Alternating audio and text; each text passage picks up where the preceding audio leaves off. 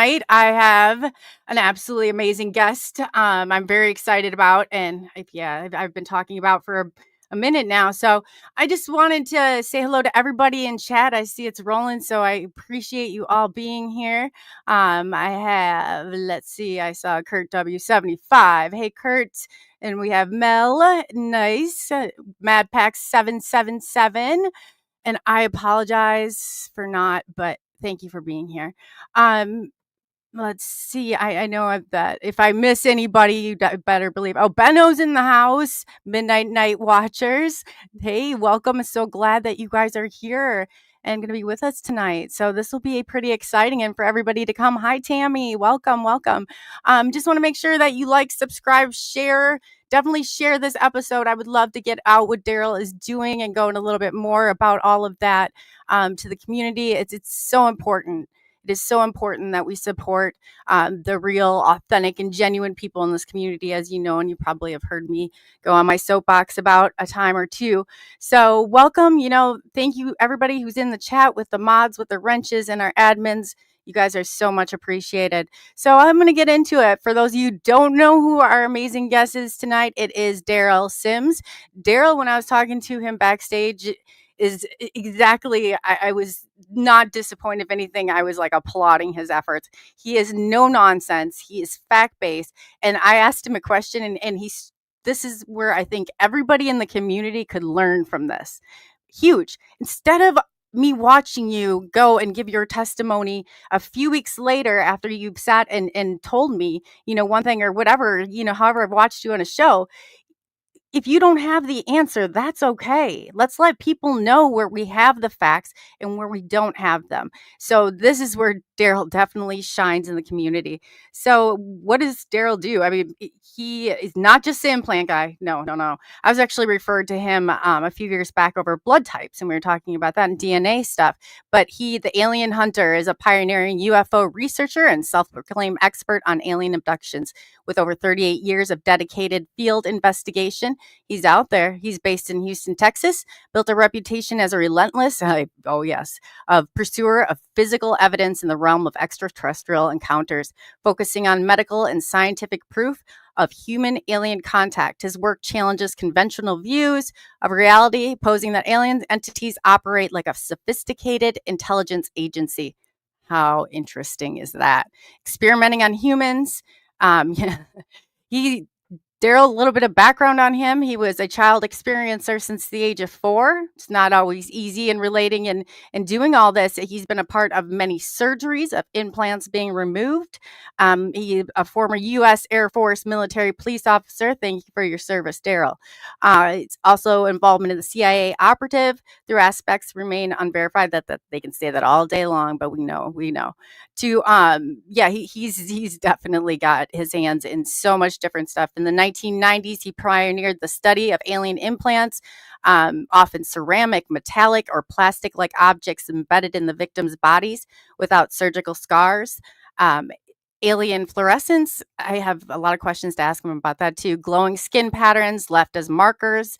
He orchestrated the first public implant removal surgery in 1995, conducting over 24 procedures worldwide. He was just talking about that backstage, so I think he said 27 or 28 of them. So in recent years, he's still out there. I asked him, get tired? Want to take it? He said no, he's out there still paving the way and pioneering this for everybody else. So if you guys you're not an experiencer and you've never been in this position, you won't understand exactly how hard this is. But I tell you, hats off to Derrell for all of this. So without further ado, I'm going to bring Derrell on here and I'll let him tell you about himself. Welcome, Derrell. I'm so excited to have you here tonight.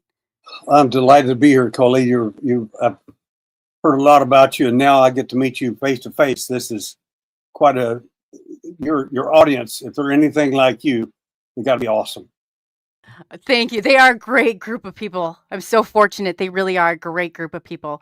So yeah, they tell on the line, and I'm just like, Derrell, you're one person that I have always wanted to be able to talk to. Like, this. So this right here is like so amazing, and to be able to give this to my audience is absolutely it's amazing. So I said back there, and I'm sure you heard what I said. I love the no nonsense. I love the fact that you're paving the way, and you have paved the way through all of this. And even when this wasn't a popular topic, I'm sure this was the most taboo topic during the time. And, for those who haven't experienced this or lived that differently as a child, what was it like? Can you kind of walk us through the earlier part of the years and what led you to this day today? Well, how I became involved in the uh, so-called alien phenomena is I was a captive audience at age 4. Literally, the whatever it was walked through the wall, and I didn't wake up. I was switched on, and I'll explain some of that in the course of our evening. But in a nutshell, um,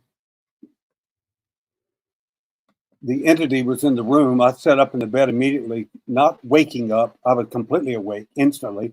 The reason is because I had already been awake before that. I'd just gotten brought back from my event. And of course, I didn't know that at the time. I didn't have a clue. Nobody knew anything about aliens or abduction or anything in 1952. So as I was standing there looking at him, uh, uh, two things are paramount for your audience to understand about me and my first experience. Otherwise, some of this won't make sense. It'll sound like bravado and so on. And I've been doing this research now for over 50 years, and I'm older than dirt. But in fact, the first time they made it, I told them that's the wrong color, and they just had to change it. No, I just made that part up. I have an inordinate sense of humor. The entity was standing there looking at me he had perfectly round eyes, not the elliptical Hollywood version. They just literally, the model was different back then. Is the best way to describe it. He was very short, not much taller than me, and I'm sitting there stunned looking at him. I can't figure out what's wrong with this picture. First of all, it's in the winter. It's cold. I still got my covers wrapped around me. I'm so cold. It's terribly cold outside, out in Midland, Texas, in the winter. And he doesn't have any clothes on. I can't figure out who is he. Why has he got these weird eyes? He's got a little slit for a mouth, little tiny pinholes for a nose, and no ears. And as I keep looking at him, and it's important to understand that when I'm describing it as a 4-year-old, not as an adult. Right now, today, if this happens, one of us right now would say, "Oh, you must be an alien from Zoltar or Banlon or wherever they say they're from." But the fact is, I didn't know what the thing was. I couldn't figure out why he didn't have any clothes on. It was wintertime. And how did he get in my room? So the bottom line is, as I looked at him as a 4-year-old, I started from his face, went down from his eyes, down to his neck, little tiny skinny neck, and looked at his chest. He didn't have any mammary glands. I looked at him, he didn't have a belly button.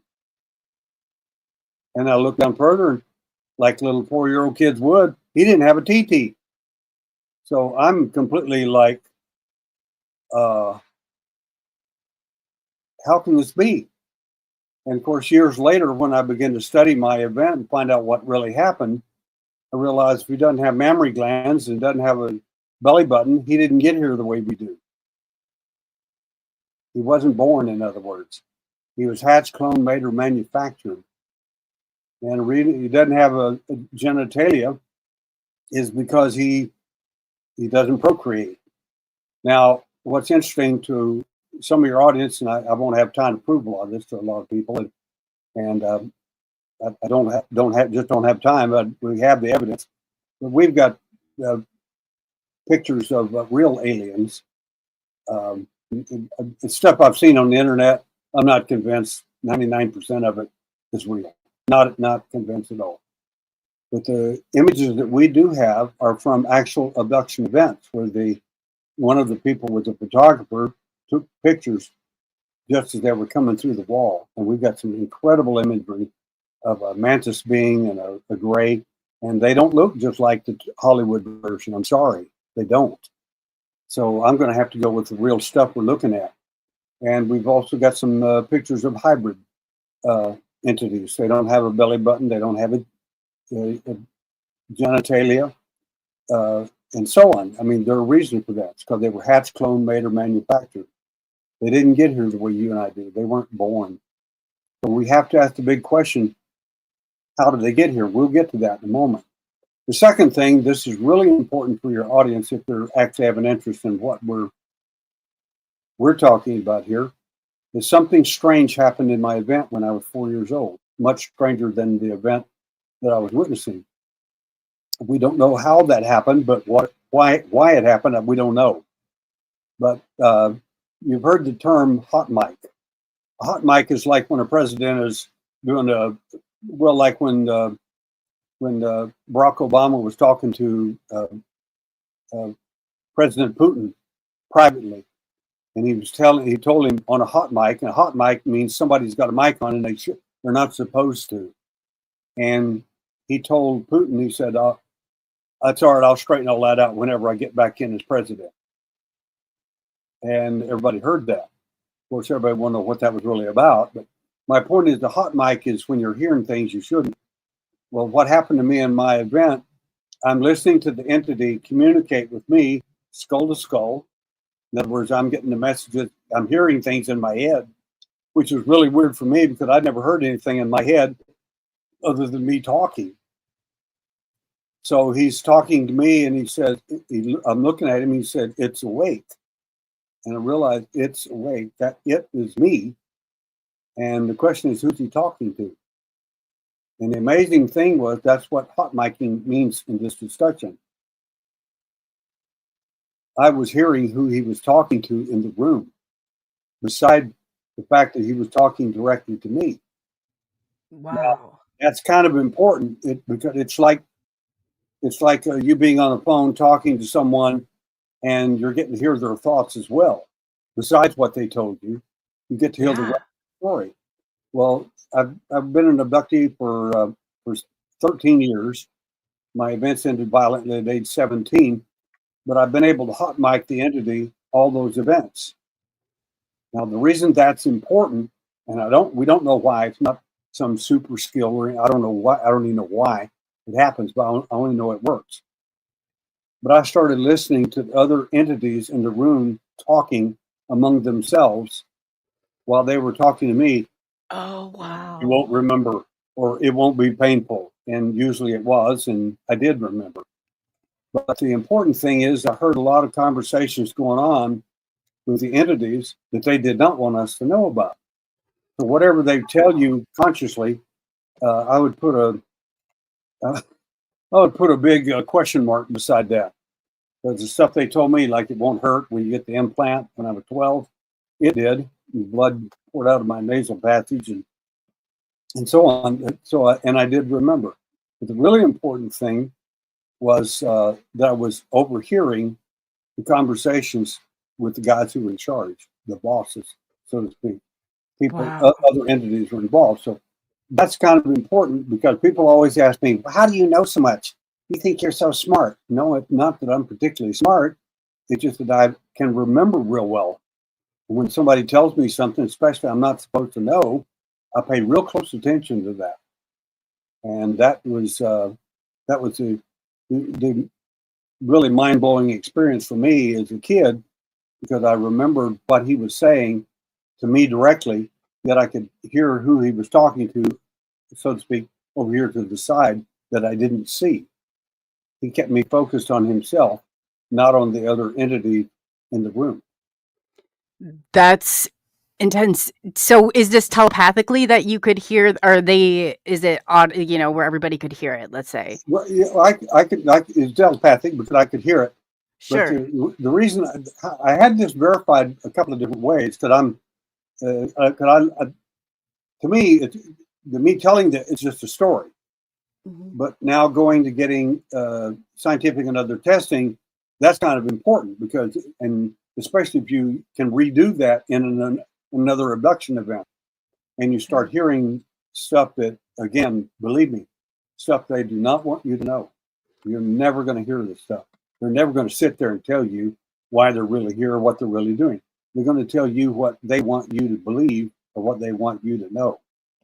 But they're not going to tell you the whole story. And sometimes they don't even know the story. because someone else hatched, cloned, made, or manufactured them. They're the ones Oh, who know. that's so true.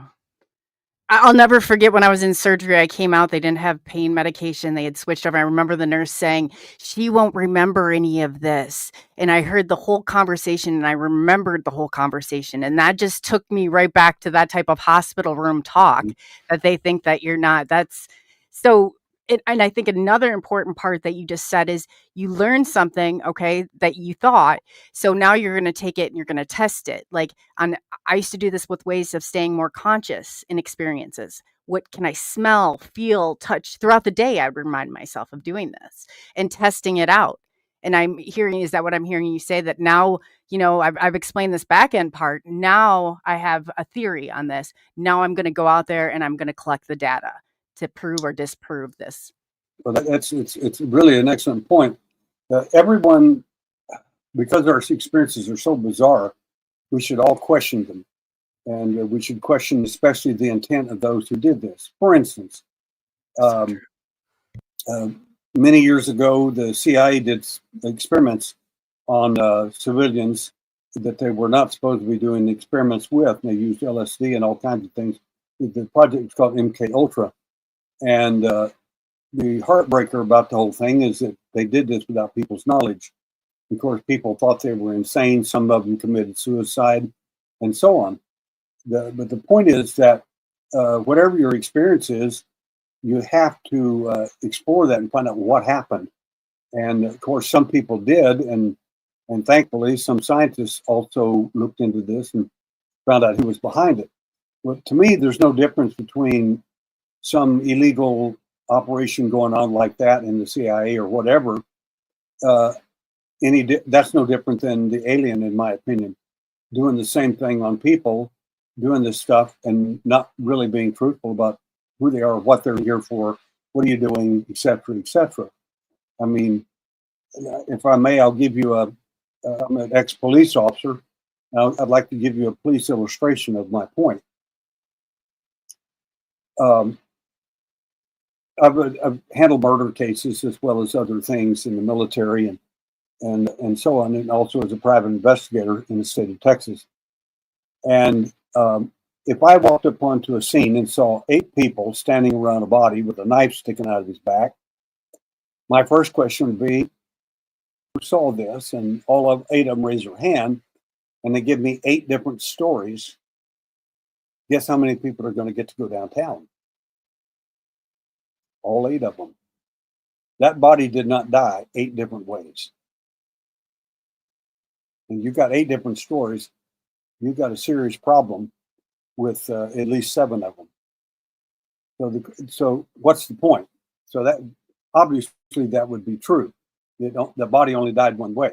My point is, when I go to Ireland, they tell me, "Oh, you got to watch out for the wee folk. When they come and get you, they may not bring you back." And that's funny to listen, but that's one witness. You go to Turkey, and they'll say, "Oh, you got to watch out for the jinn. They may not bring you back." And you go to the Native American, my tribe, the Aniunuia, the Salagi, the Cherokee, as our enemies called us. They still do, really. And they talk about the little people with the long hair, and they'll come get you, and they may not bring you back. My point is that you can go to 8 different countries and get 8 different stories. But those are screen memories of the same event. The body's still there, so to speak. In other words, those people are telling the truth as best they know it. But obviously, it didn't happen 8 different ways. So you have, as the investigator, have to go through all of that and find out what in the world is really going on with these screen memories and these other things that have happened to these people that are not consistent with the data that we're really uncovering. That is so true too. And when you're talking about screen memories, just so people know that aren't familiar with all of this, can you kind of explain what that means when you're Sure. When I was referring to that screen memory? when I was a little boy in my event, at the end of the event, when the entity realized that for whatever reason he can't get me to do whatever I'm supposed to be doing, he brought out the hardware, so to speak. The next thing he did was, and I'll explain this so people really understand it. he changed his visual image in my head. He didn't shapeshift and change into a clown. He changed my image in my head of what I was seeing. And he left me with this horrific image of a clown, pure white with red hair. And it was so scary. He wanted me to think I had a bad dream. And that's what all of this was all about. I kept shaking my little head, no, no, no, no, no, because I wanted to remember him for what he was, not for what he wanted me to think he was. So that's a screen memory.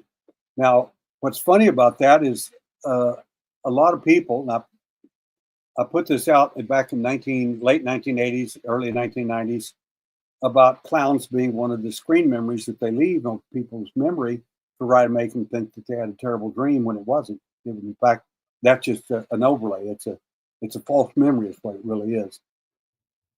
And then Steven Spielberg came out with several movies about aliens and everything.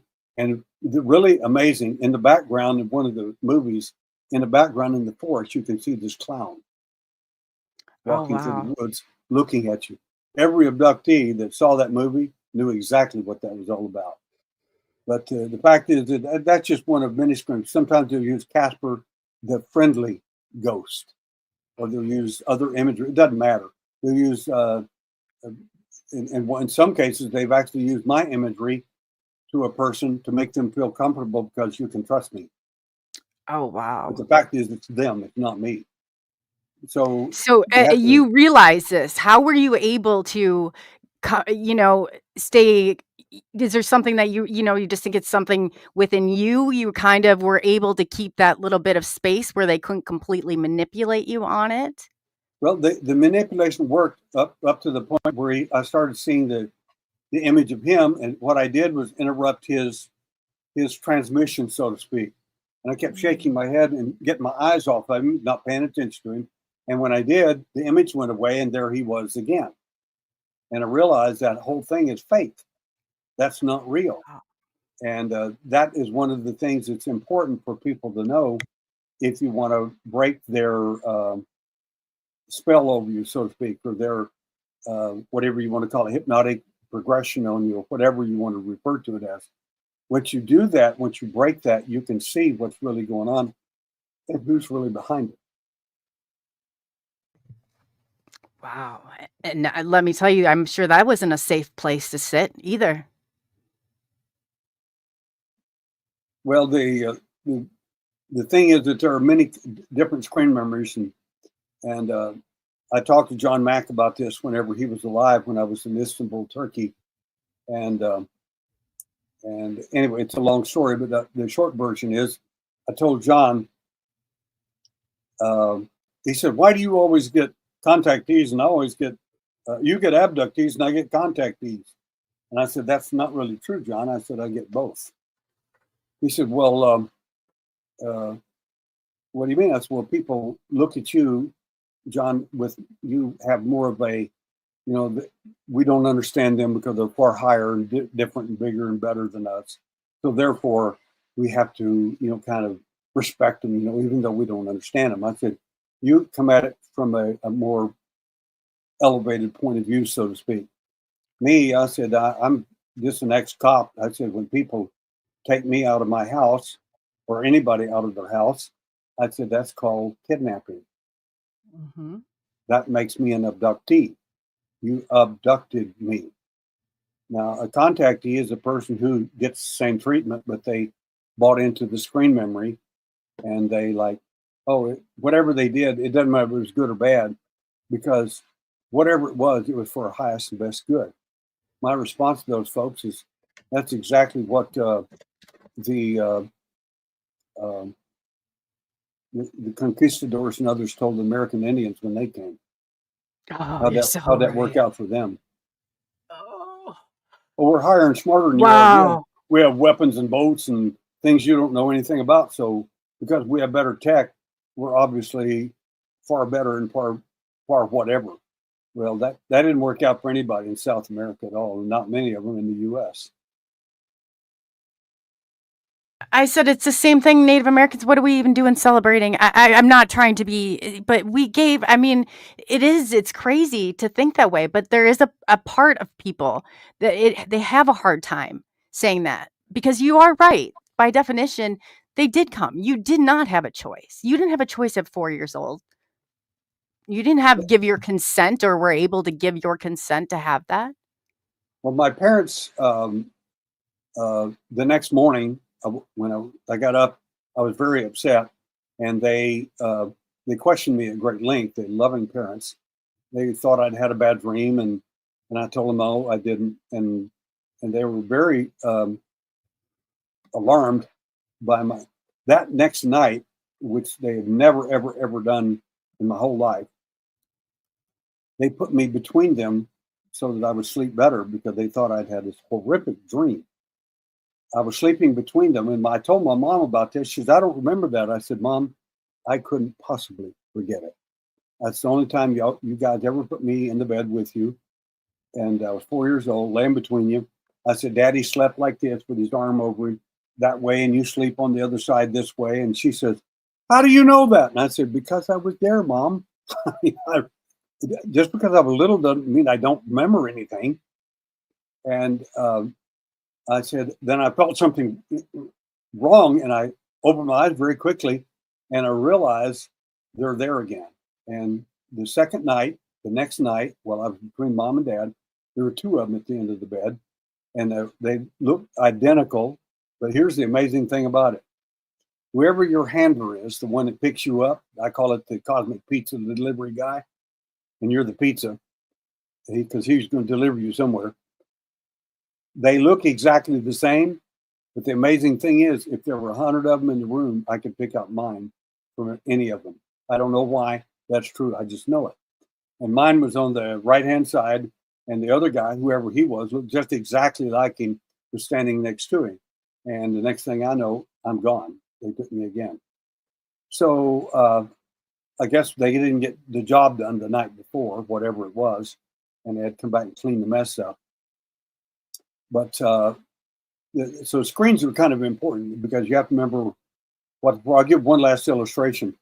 One young man was in an event, but he didn't know it. He thought he was watching his mom wash dishes, the dog laying next to Dad reading the newspaper, and he realized there's something wrong with this picture. He kept shaking his head. Again, you got to divert your attention from them. And when he did, he saw an alien standing in all three places, three different aliens. And and they asked him, how did you know to do that? He said, well, I knew it wasn't true. He said, well, but that was your mom and that was your dad. That was your dog. He said, the dog died 3 months ago. They make mistakes. And if you understand they make mistakes, they're not perfect. They're not whatever these extraordinary powers we give them. They may not have that.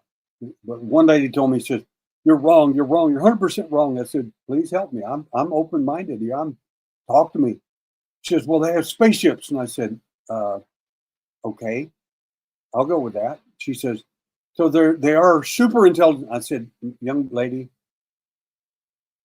I said, I can turn the lights on in my house, but I guarantee you I did not invent electricity. That's true. Yeah. Oh, wow. People struggle with this. Yeah, I struggled with it myself. The point is, I said, you can train a monkey to do most of what any alien out there is doing. Good night.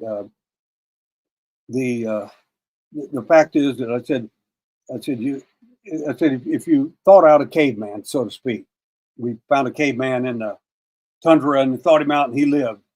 If we thawed that guy out and brought him into my house, never said a thing other than, look at this. I opened my door and he's like, whoa, look at cave. What is that? It's called a door. He didn't know what a door is.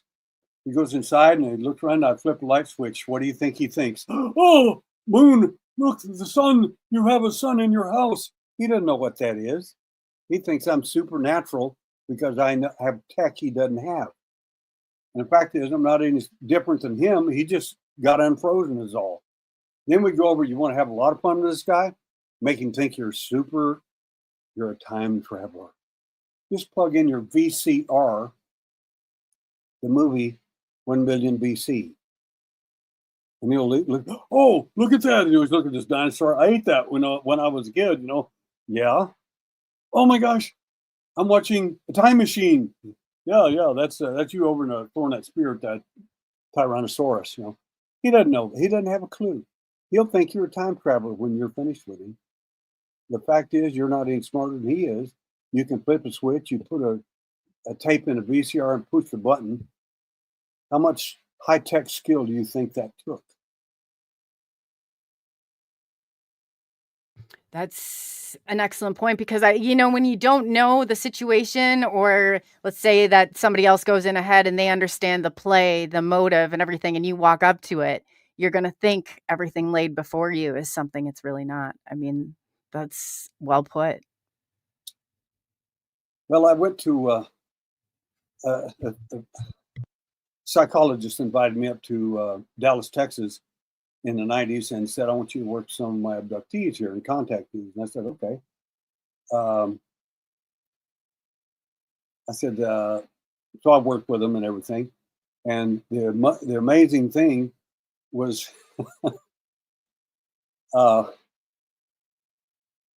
she said, I want you to watch this new TV show they got on. I said, what's it called? And she said, the X-Files. I said, I'm really not interested.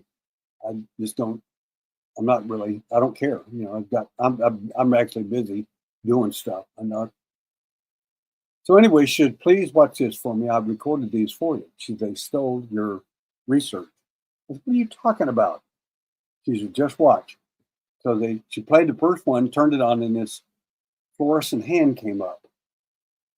Hand with fluorescence on it, X-Files. And I said, that's our fluorescence. And she said, I told you. And we went on and on. And in that particular one, Mulder was living in this trailer, in a little travel trailer type thing. And on the wall, they had this big printed out story.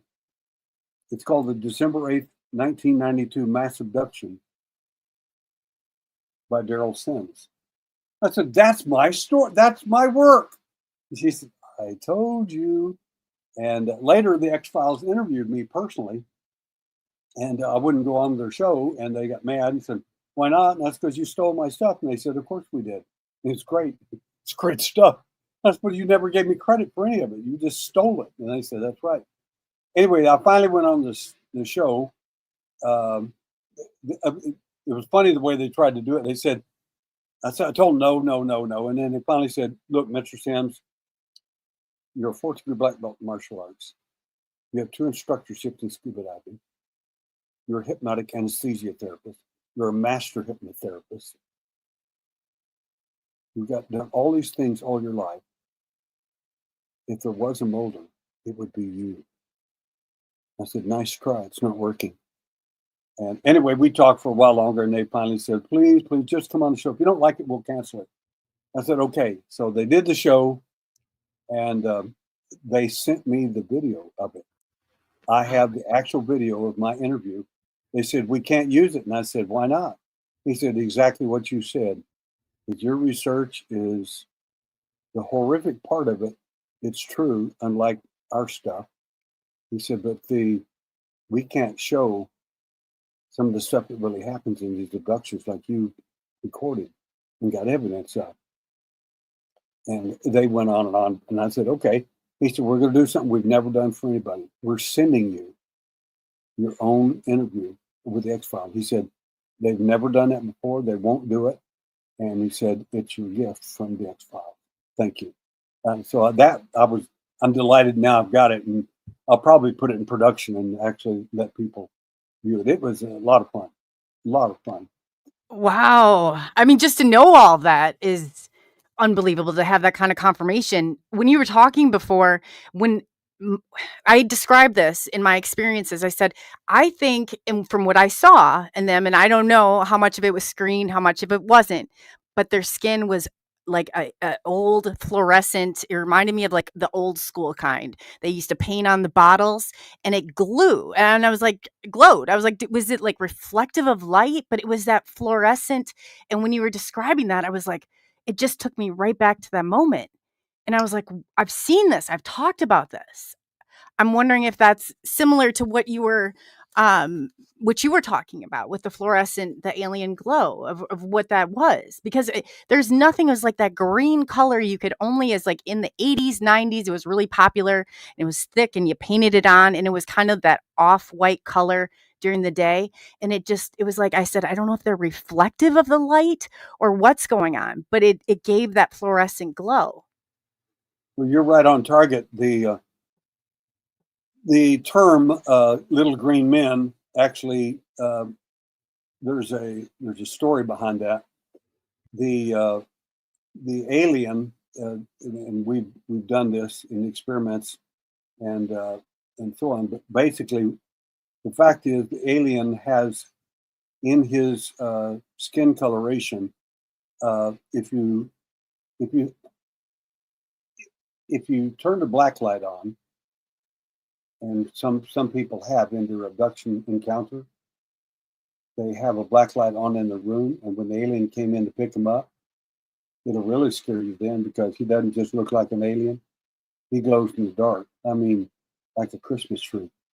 And it flat scares people bad because they don't know what to think of that. No, what does that all mean? How does that happen? And my point is that the aliens, okay, the fact is we know they have a fluorescence on them. But what a lot of people don't know is that when you, and I'll qualify this a little bit for the people here. Everybody always tells me when I go to a conference, well, I've been abducted. And I said, well, how do you know that? Well, I remember the event or I remember something. I said, but that doesn't mean that you were actually taken. Oh, I was taken, all right. I said, well, I'm not arguing with you. I'm just telling you that about 80% of the people that have these events didn't go anywhere. They didn't. I said, I'm not picking on you. I'm just trying to help you here. And I said, it doesn't mean the things they did on you or with you weren't real. They were. They just did them there in your head and maybe on your body, maybe. But only about 20% of people are actually taken.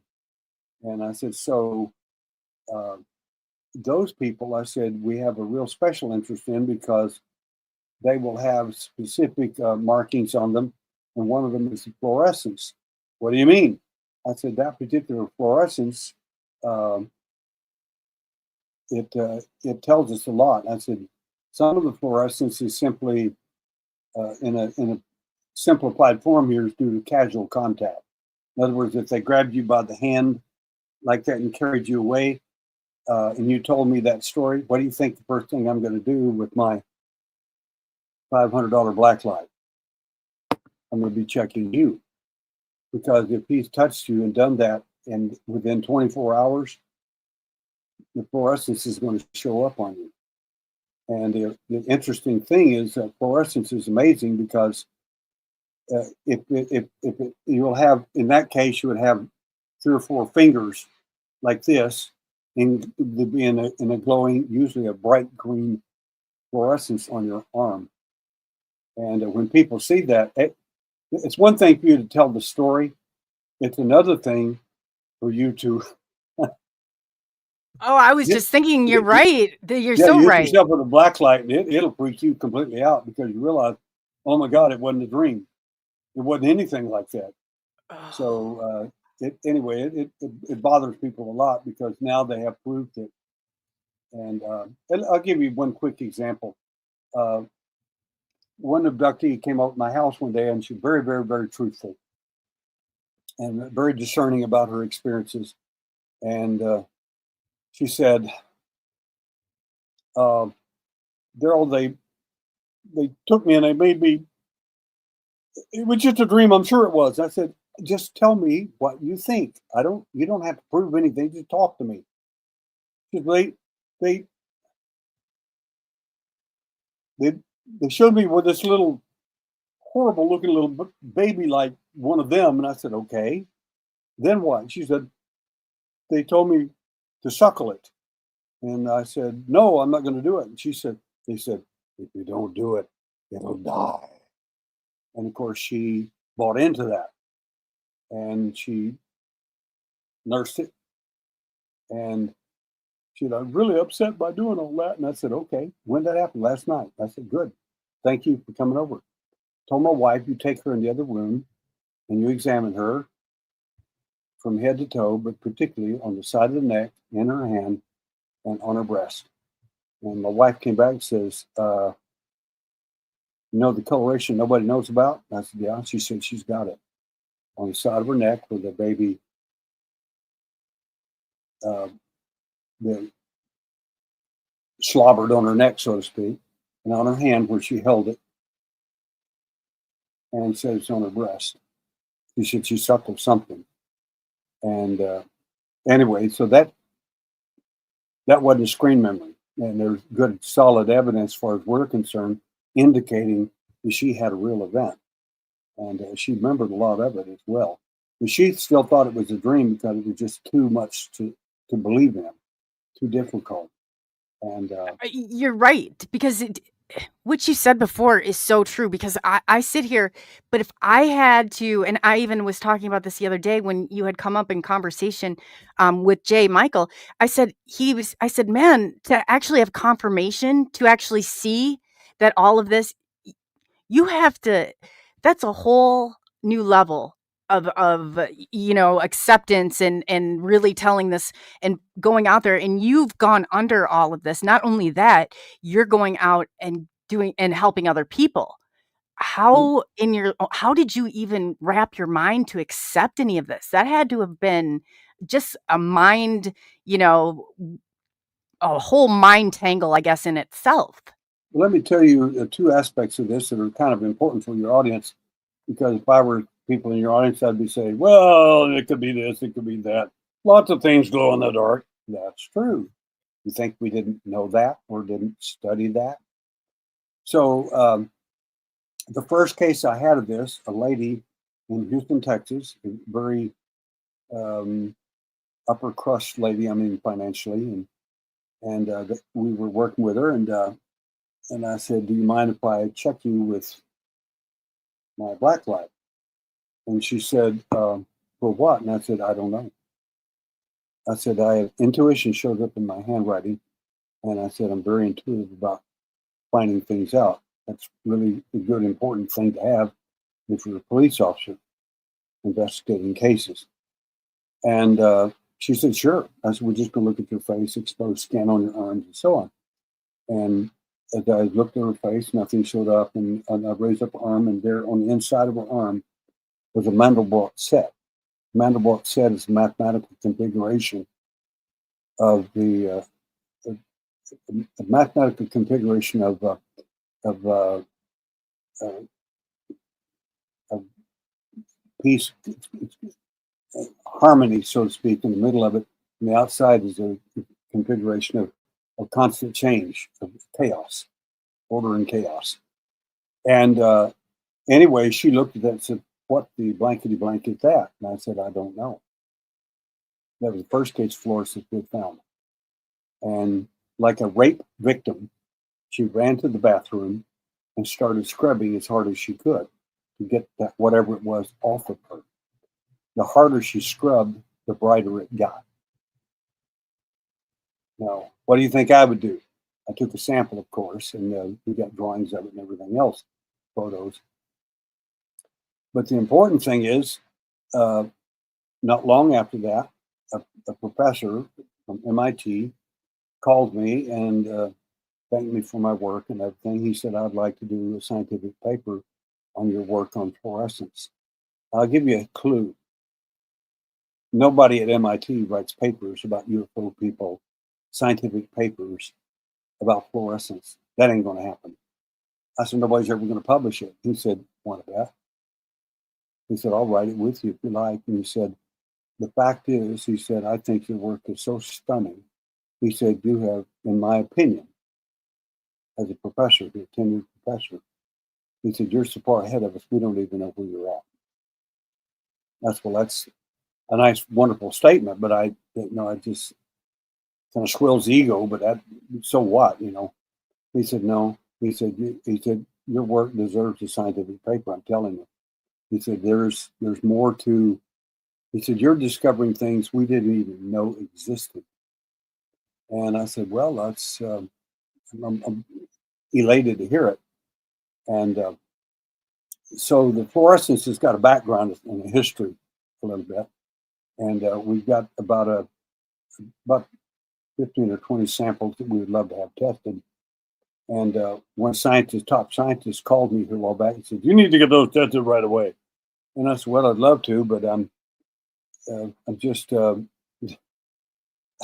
just a private investigator." Uh, and I said, "I spend all my money on the UFO phenomena, and basically I said I don't have money to do that." He said, "Well, these will run you about $14,000 a piece." And I said, "I don't have enough money to do one." So that's the reason I'll be putting some flyers out in the near future this year to find people that are angel investors or others who are interested in our work, certain parts of our work, and that they might be interested in funding some of it. And That's that can be done through your website, Derrell? it'll come out on the website eventually. We had a problem. One of my people is on the line tonight as well, and here is a number of our people are. And she ordered a couple of my books through the website and didn't get them right away, which is normally I get the email instantly, and all that's taken care of. And she called me and said that she didn't get them. I said, "Well, it doesn't matter. I'll send them out to you regardless, and I'll have one of our web people find out what the problem is on the site." But we'll send those out to her right away. But the stuff, the lot of things. Okay, a lot of things ought to be on that website that aren't. Most people look at it and say, "Wow, that's really neat." It is to you because there's not a lot of stuff you don't. There's a lot of stuff you don't know. Mhm. If I put everything on it, it would be 50 times the size it is. Oh, yeah, And you'd have a database going. I guarantee you, it's gonna wow a lot of people when I start publishing pictures and pretty much what we want to do and with our next subject and everything. I mean, for instance, like some people are only interested in implants. I've conducted 27 surgical interventions from India to here, and we've got 10 people that can go to surgery this week. This week, we're confident that there's something viable there. I've got 90 people that we're looking at just in that one area. 99% of the people that claim to have an implant don't. I'll say that twice. 99% of the people think they have an implant don't. Because if you read this stuff on the internet, you're just going to get swamped with a bunch of stupid stuff.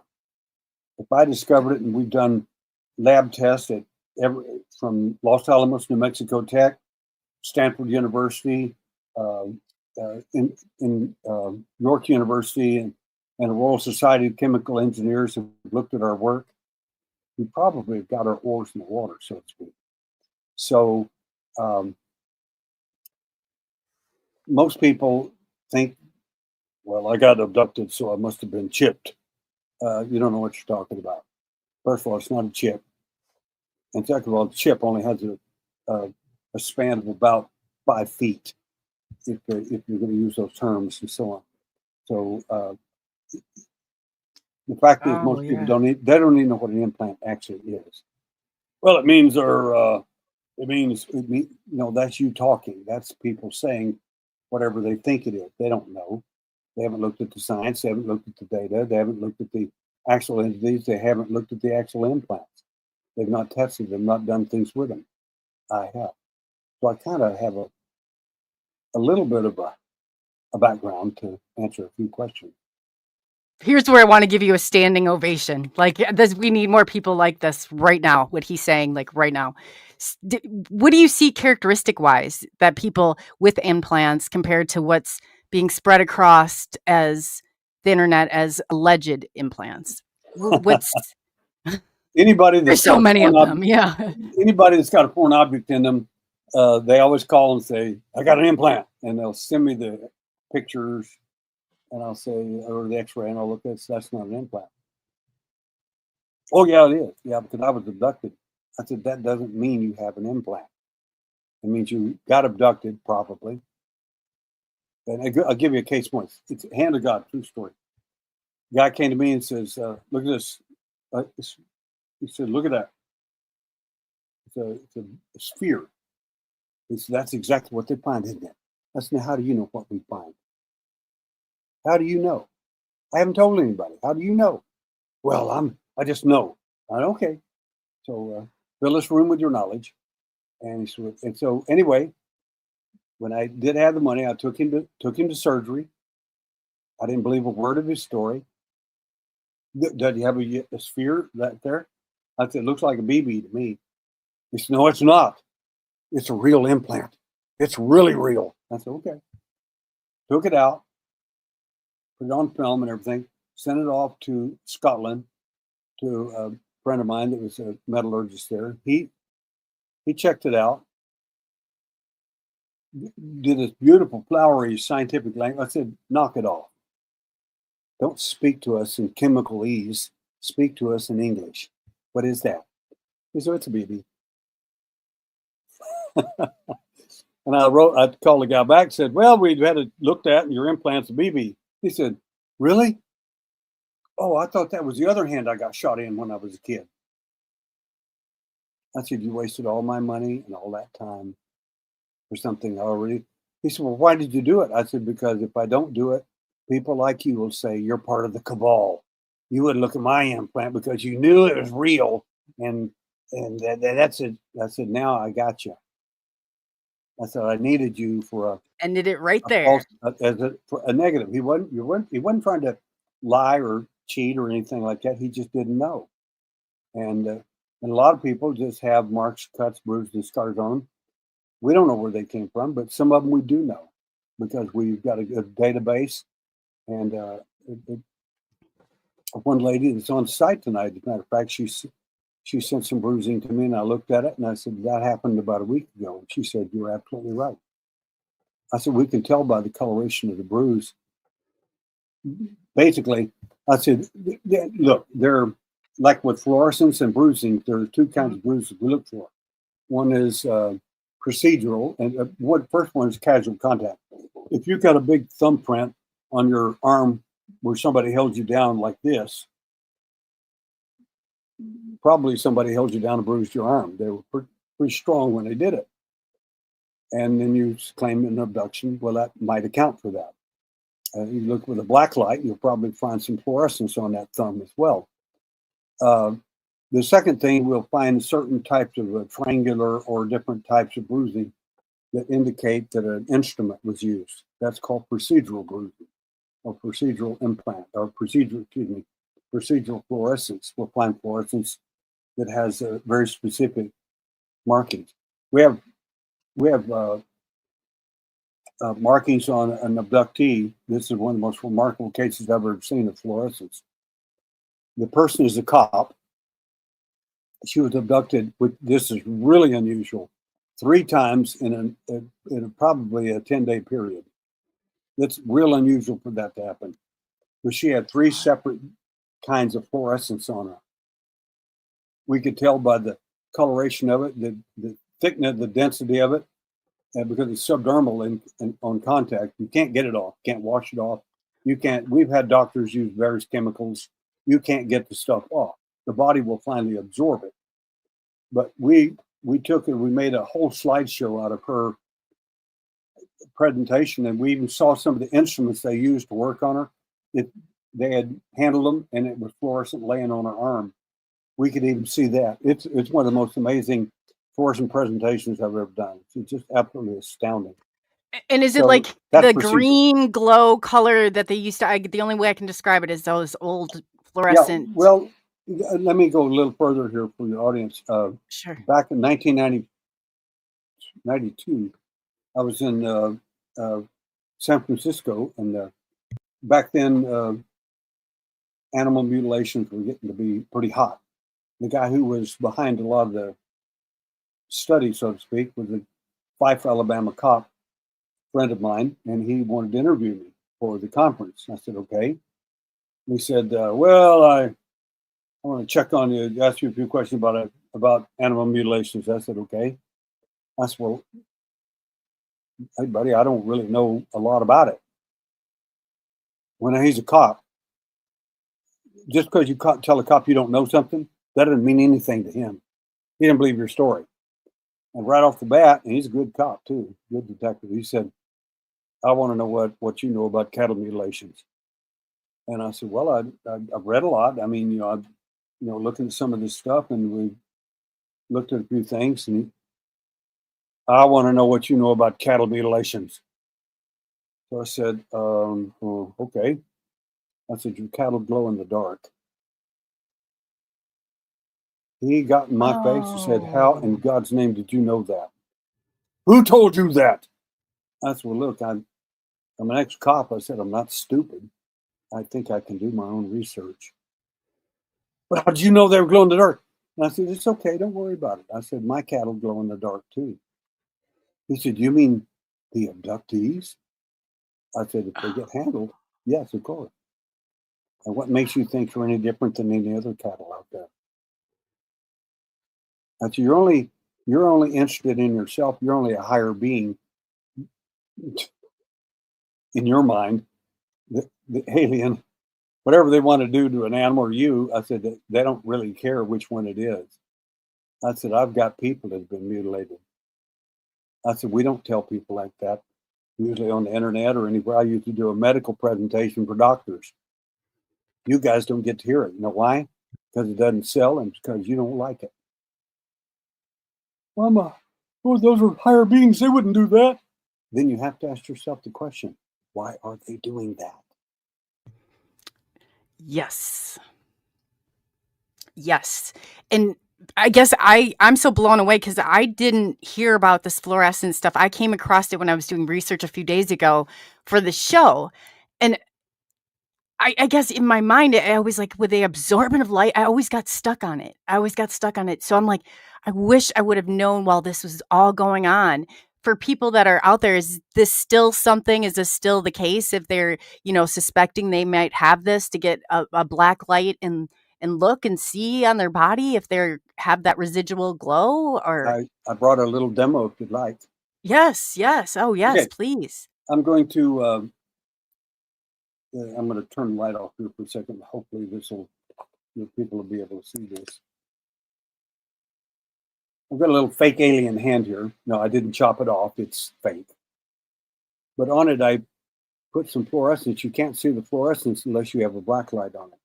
You see the green fluorescence on the hand? Well, when they grab your wrist, where do you think that fluorescence is going to go? On your wrist. Now, the weird thing about it is you're not going to get rid of it by washing your hands. If you don't check yourself with a black light, and we have black lights on our website as well, little tiny black lights sell for like $5. And the little black lights, a wonderful thing about them, you can put them on your keychain and check yourself every day. Especially if you've had a weird dream that you really can't imagine that it really, really happened. Check yourself. And if you glow in the dark, now I gotta tell the truth on this. We had one lady come to Roswell where I spoke for 23 years, and she said, "Oh, Mr. Sands, oh my God, I'm coming to your workshop. Look at me." And she looked at me, and I pull up my $500 black light, and I shine it on her, and I said, "Well, there's some fluorescence on you." She said, "I've been abducted." I said, "How do you know that?" She said, "Well," I said, "I don't have any memory of it." And I said, "There's no bruisings, no anything." I said, "So what makes me believe you were abducted?" "Well, I got fluorescence." I said, "Listen to me carefully. Having fluorescence on you doesn't mean you were abducted." See what I mean? I said, I'm being very respectful here. I'm looking at your age. You look like you're in your 80s. She said, "Yes." I said, "Very pretty lady. And do you play bingo?" She said, "Yeah, I played last night." I said, "What was the color of fluorescent marker you were using?" She said, "Bright green." I said, "That's exactly what's on your hand." Uh, "Oh," wow. I said, "Playing bingo doesn't make you an abductee. If you don't even have memory, there's no mark, nothing else to indicate that you're that you're an abductee, no history, nothing." I said, "Just because you got a green mark on you from playing bingo doesn't make you an abductee." I said, "Don't think stuff like that." I said, you can't get this stuff off. She washed her hands and came off. I said, you can't get this stuff off. It won't come off.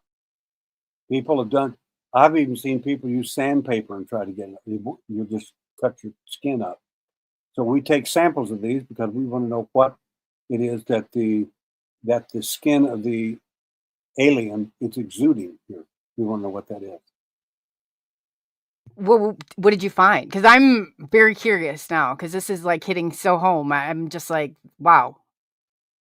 Think of it as sweat from the alien. And whenever they touch you, it leaves it penetrates your skin subdermally on contact. And once they touch you like that, you put a black light on it and show it. You can scrape it. You can wash, take 50 baths you like. It won't make any difference. It won't come off. And within a day or two, 48 hours, I like to use the term, within 48 hours, you have to check your evidence. I like that because it's 48 hours is the magic number because it starts to dissipate or go away. In very, very, very rare cases, we have fluorescence that lasted up to 2 weeks on somebody. That's extremely rare. It's a different kind of fluorescence. Wow. I'll So it's send not you. something that they're maybe necessarily, or is it a different type or breed, or? It's what I'm going to do for you as the host is send you some of my notes on fluorescence and pictures, and you can show them to your audience later if you'd like. You're welcome to Thank do you that. very much. Thank you Yeah, very much. MUFON wanted to know all about that one time, and it really weird. They sent an attorney friend of mine, and she said, "This is awful for me to say this, but can I do a fluorescent presentation, your presentation for MUFON?" I said, "Why don't they ask me to do it?" She said, "I think you know the answer to that." I said, "I help them guys out more than anything." She said, "I know that." And I said, "Sure, I'll give you a fluorescent presentation to do." And she did. Um, my point is that there's a lot more to it. Like the cop said to me, he said, "Wait a minute. What do you mean you're cattle?" I said, "Abductees, of course." I said, "There are Yeah. cattle. That's what we all are. Just ways we're treated by some of these entities." And he said, "It's their different colors." I said, "Yes." "Oh my God. Did, did you find a pattern?" I said, "Yes." I said, "We found fluorescence that was casual contact when touching you.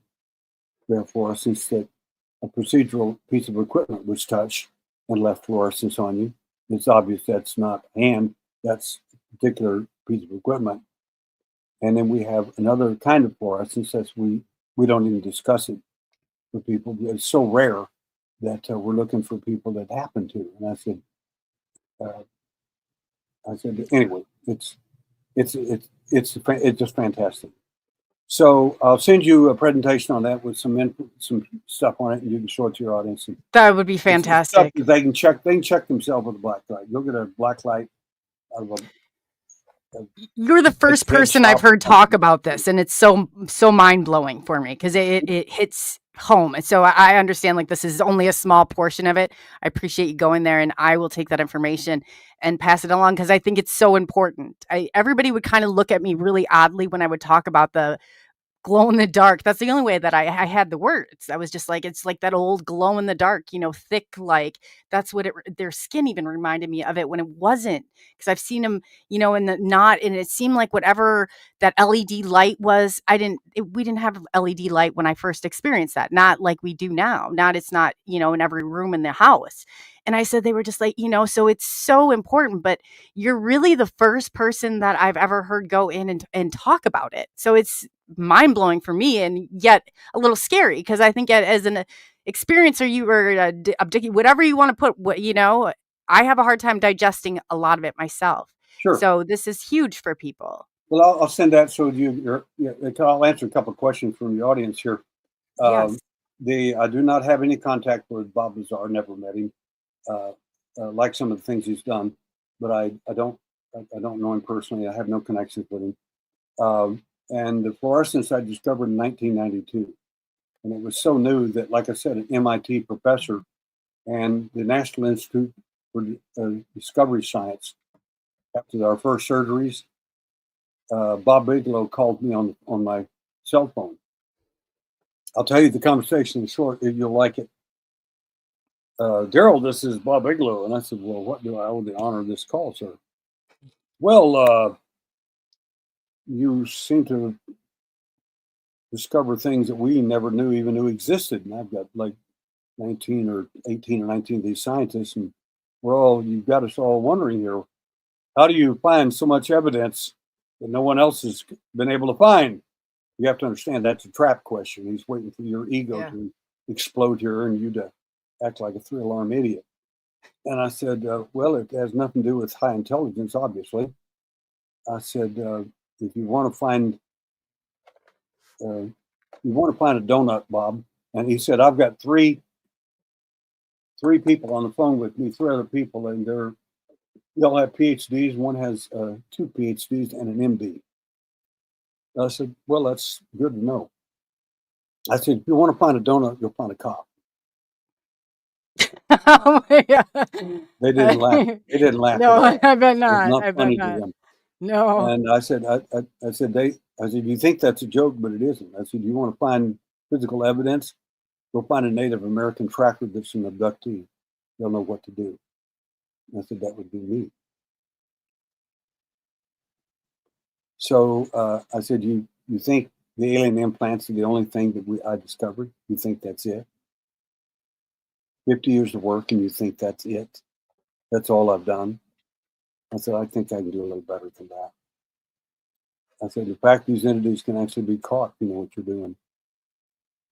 And I said, everybody thinks they can't be. They're interdimensional. They're from another time. They're from this, they're from that. Remember the BCR where you put the 10 million BC in and showed it to the guy out of the ice, the caveman that you thawed out? He'll think you're a time traveler if you show him that movie. All you got to do is tell him that's me over there and that's you over there. He'll believe every word of it because he doesn't know. Many abductees, this is not any discredit to them or me, is we all fall into that same category. So because someone has got bigger and better tech than you do, they must be far better and far smarter and from a bigger and better place than Earth. Really? You have to ask yourself a big question. This is the big one. Because they ask me that question. Where do you think the alien comes from? What planet? I mean, I said, well, sometimes they'll tell you we're from the planet Banlon. I said, that's a deodorant. Yeah. Don't you get the humor? We're from Zoltar. We're from all these different planets. I said, they're all planets that we can't find anything about. I said, it's like they're making it up or have been told this is the way it's what you're going to tell them. I said, now, if you believe like the Native Americans did in South America, and those guys showed up with the ships and the guns and the horses and things they'd never seen before, that they're far higher and better off than you are because they have all that stuff, you're opening yourself up to be conquered. I said, one of your top scientists who had Lou Gehrig's disease, he died here a while back, he said, all you people out there at NASA sending messages in outer space to these aliens, he said, stop doing that. He said, why in the world would you invite a culture like that to planet Earth? Because we want to learn about their technique. He said, you're not paying attention. How'd that work out for Native American Indians? He said, when an advanced culture is going to show up to you, what makes you think they like you? What makes you think they're going to help you? Why? Number one, they will subjugate you. 2 is get rid of you and take what you got. He said, that's what advanced cultures do. He said, we're an advanced culture. When we go to a poor country in Africa or South America somewhere, what do? We're going off for money, buy off their politicians and take their resources. That's what we do. It's exactly what they do. Yeah. Same thing. It's what makes you think the alien's going to be any different. And we're going to celebrate it and make you be thankful for it, or make you think that you'll be thankful for it, as we poisoned you with blankets with measles. You know, it doesn't make any sense. So to me, my answer to the big question on that was this. I said, in my opinion, these beings have been hatched, cloned, made, manufactured for the purpose of making you think they're from another planet. They're not. Their DNA comes from here. It was manufactured out there on a craft that was about 100 and some miles long, maybe bigger. I said, we have a film of it. It's 50 miles thick, 600 miles across. We have a film of it. It wasn't taken by us. It was not photoshopped. It was taken 1992, before you could do all that weird stuff. And it was taken by people who were observing the moon at the time during a major mass abduction that took place in 2 states and several cities. The point is, that's where the big stuff happens. They have stuff on that craft. You wouldn't want a planet. Everything you could ever want is there. Why would you need a planet if you were an alien? I mean, what do you think he eats? Ice cream or whatever your favorite food is? That's what you think he actually sits around and eats. They have a big ice cream machine they eat. No, you're wrong for a lot of reasons. Anyway, So do you think it's to so basically like get it off of here so it can't be walked in on by somebody, or is it more like a movie set that can be controlled, or maybe I guess both? well, the fact is that what is the first natural thing that anybody says whenever they've had an alien abduction? Oh my God, aliens abducted me. How do you know they're aliens? Well, I have to be. Like that lady told me, she said they have spaceships. They're so smart. I said, sweetie, they have usually 3 fingers or 4 fingers and no opposing thumb. How do you build a spaceship with no opposing thumb? What do you mean? I said, they didn't make it. Someone else did. Someone a lot smarter, somebody that made, hatched, cloned, or manufactured them to make you believe this whopper. I said, it's taken me 50 years to finally put this picture together. And we didn't do it accidentally or dream it up because it sounded like a good idea. It wasn't like that at all. I used 7 different hats, and in my investigations, all 7 of them look at your case immediately. Some of them don't even agree with each other. It doesn't matter. They come up with remarkable conclusions, remarkable investigation skills. But anyway, back to the story real quick. I said, to me, I said, if I may be so bold, somebody, just like in the movie Star Wars, where it says, long, long time ago in a galaxy far, far, someone a long, long time ago in a galaxy far, far away came here to find you. You know why? Because you're not anywhere else. You're only here. And somebody's interested in what you've got. And I said, there's an old biblical statement I like real well. It says you were created wonderfully. Most of us have no clue what that means, but somebody out there does. They get it. And you don't. And if you don't get it, that's all the better. Because now you don't even know what it is you're looking for. My Yeah, now point is you're just simply a this. useful idiot Yeah, going out there and regurgitating it. thank Oh, you. yeah. You're just like what the cow's waiting for the slaughter, What is that? That's grass. You mean we're eating grass? That's what you do. You're a cow. So get over and eat some more grass. So to me, I said, somebody out there has come a long, long way. I said, your scientists are telling you stuff like, well, you're not much more than swamp gas. You're just you're just nothing but you're just a slime out of the bottom of the gene pool. That's all you really are. I said, you keep believing those idiots as long as you want to. But somebody has come a long, long way that's a lot smarter than they are, Mhm. and they don't think you're pond scum at all. There's nothing like you anywhere in the universe. Well, there may be millions of races out there. There may be. The Mahabharata, if I'm not mistaken, says there are over 200,000 kinds of intelligence in the universe. There may be. I haven't met them all. I don't know. I don't know. But I'm telling you one thing: the 7 guys that you're looking at here, the reptile and all the other guys, you better be wondering who they really are. One guy asked me in the show, a while back. He said, well, I was thinking wrong about all that. I said, hey, I could be wrong about a million things. Who knows? And I said, but you haven't posed one shred of evidence that indicates I'm inaccurate. He said, well, like, what do you mean? I said, well, you're always quoting Sitchin or someone like that. He said, yeah, and I said, well, Sitchin's been proven wrong a dozen times. Mm-hmm.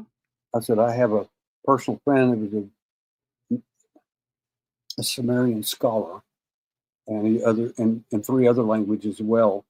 I said, I was going to challenge Sitchin on Art Bell and get a proctor, someone that could judge that they both would accept, put those two together and see which one was correct. That's because this guy, my friend, is actually a scholar.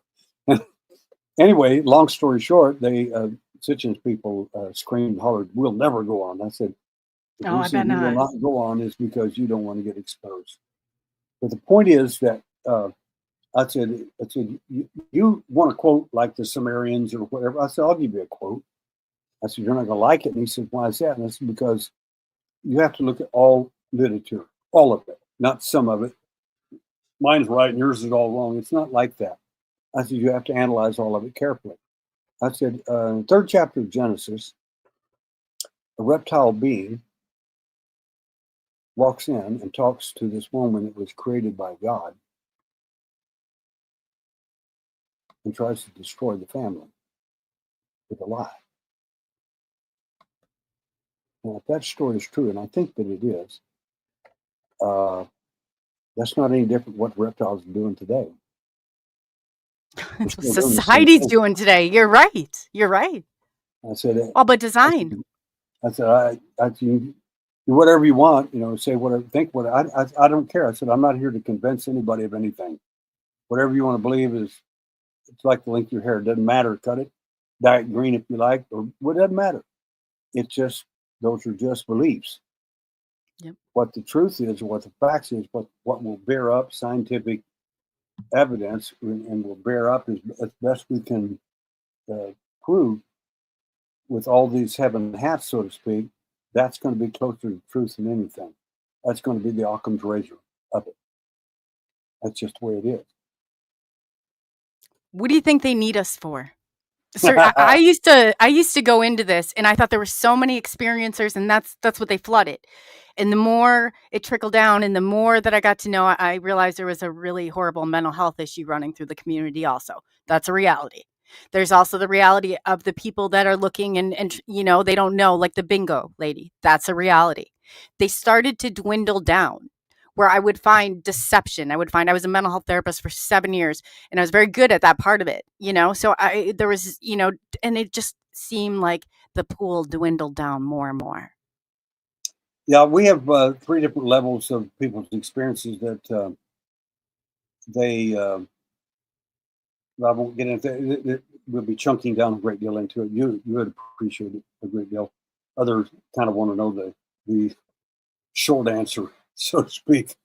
And the bottom line is that as far as most people are concerned, uh, the alien, uh, whatever they're doing, a lot of people believe that they're here to fix the ozone hole, make things better, whatever, do whatever.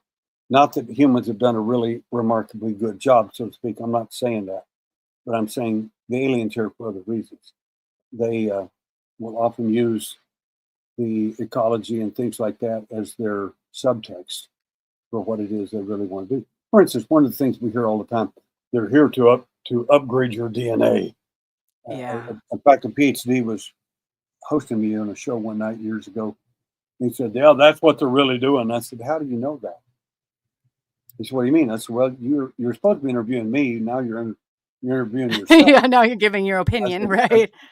he said, "Well, the Native Americans and Irish, he said 45% of the people in your studies are Native American and Irish and Celtic." And I said, "That's correct."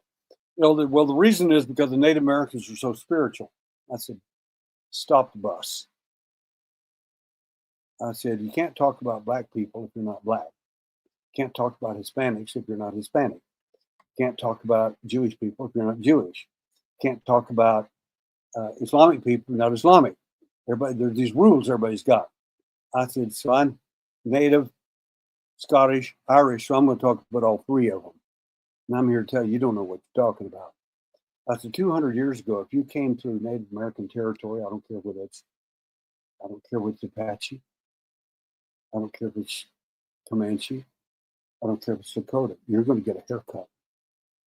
And you're not going to like it. Yeah. It wasn't because they were So spiritual. true. It's because you're on their land. And that's the end of it. Right. You're going to pay the toll. And I They said, don't care why you're there. Yeah. yeah, they didn't care back then. I said, now, I said, you kind of got this new age thinking that, all Native Americans are super spiritual. They're not. They're people just like you and me. And some of them are spiritual and some of them are not. Some of them they don't care. They want to go to the casino and get a good job. They want to help themselves, so to speak. I said, by the same token, I said, the Irish are they're very spiritual. I said, listen to me carefully. I am Irish. I'm Scottish. And offshoot of this Fraser clan. I said, listen to me carefully. I said, when you go to Notre Dame, there's a big sign there. It says, the Fighting Irish. Why do you think they use the word fighting? Busting heads and taking names is all we've ever done. Yeah. I said, you know I'm anything Irish about too. English history? Yeah. That's what we did. And I said, my point to you is that you're trying to be super nice to a bunch of people and trying to make up for all the bad things done in the past by calling them spiritual and everything. And they're people just like anybody else. Some are and some aren't. That's all there is to it. I said, the question you should be asking is, why does the alien have an interest in 45% of our people being Native American, Indian, Irish, Celtic, and even there are a couple other races. We don't have to get into them now. No, I have that. My Big, lineage is big, the Irish and the Scottish, and I've never heard the Scottish pulled in, so that they was are. interesting. They are. And I was speaking again at Roswell 3 years ago, and I did this big presentation for the city, and I said I'll list another nation out I haven't listed previously, and I said it's the Basque of northern Spain, and two people stood up in the crowd, a huge crowd, and I said yes. He said we're both Basque, and I said. You guys have got a real tough background. He said, yes, we do. I said, may I ask a personal question? Two of them. He said, sure. Have both of you had, one of you had alien contact? He said, both of us. That's the second question. Do you people have a real explosive temper, so to speak? He said, Basque are known for it. He said, we've never been subjected by anybody. We don't take orders from anyone. I said, I don't think the alien would be here trying to upgrade your DNA. I think they'd be more interested in downgrading it if they could. Yeah. It'd be a lot easier to manage. Oh boy. So true. So true. You would have things all around you interrupting it, the electromagnetic field, so true. So true. And Love here are all some about of our statistics. Yes. 45% of our people, Native American, Indian, Irish, Scottish, Celtic. 31% have a rare drug allergy to procaines, xylocaine, novocaine, lidocaine, etc. Mm-hmm. That'll range from hives to coma. 65% have a report cravings for salt. It's like they have electrolytes and stuff that seem to be out a lot. Wow. 63% report night blindness to some degree. 72% report phobias of some kind, often not natural. Obsessive compulsive disorder after abductions, and this is a good example. Fears of bridges, elevators, and so on. 30% report smells of sulfur during their events or at home. In fact, if you've had an event in your home and the alien said, well, the alien was standing right next to my bed. That's exactly what they were doing. I know it all about it. Good. Get down on the floor, put your nose right next to the floor and see if you can smell a sulfur-like smell. Or it could smell like two other things too, but I'll leave that to people to tell me. Like 88, matches. 88% have report unexplained bruises, burns, marks, cuts, scars, long finger bruises, anomalous marking, scooped out marks on their legs or arms, or strap marks where they seem to have been held down during their abduction event. 62% of women report gynecological anomalies, missing fetuses, endometriosis. 63% of the men report needle-like punctures of some type tampering with their body. Scars on the scrotum, usually a lump on the testicles for a period of time, usually leaves them sexually dysfunctional for a period of 6 months to a year. That's just some of the stats.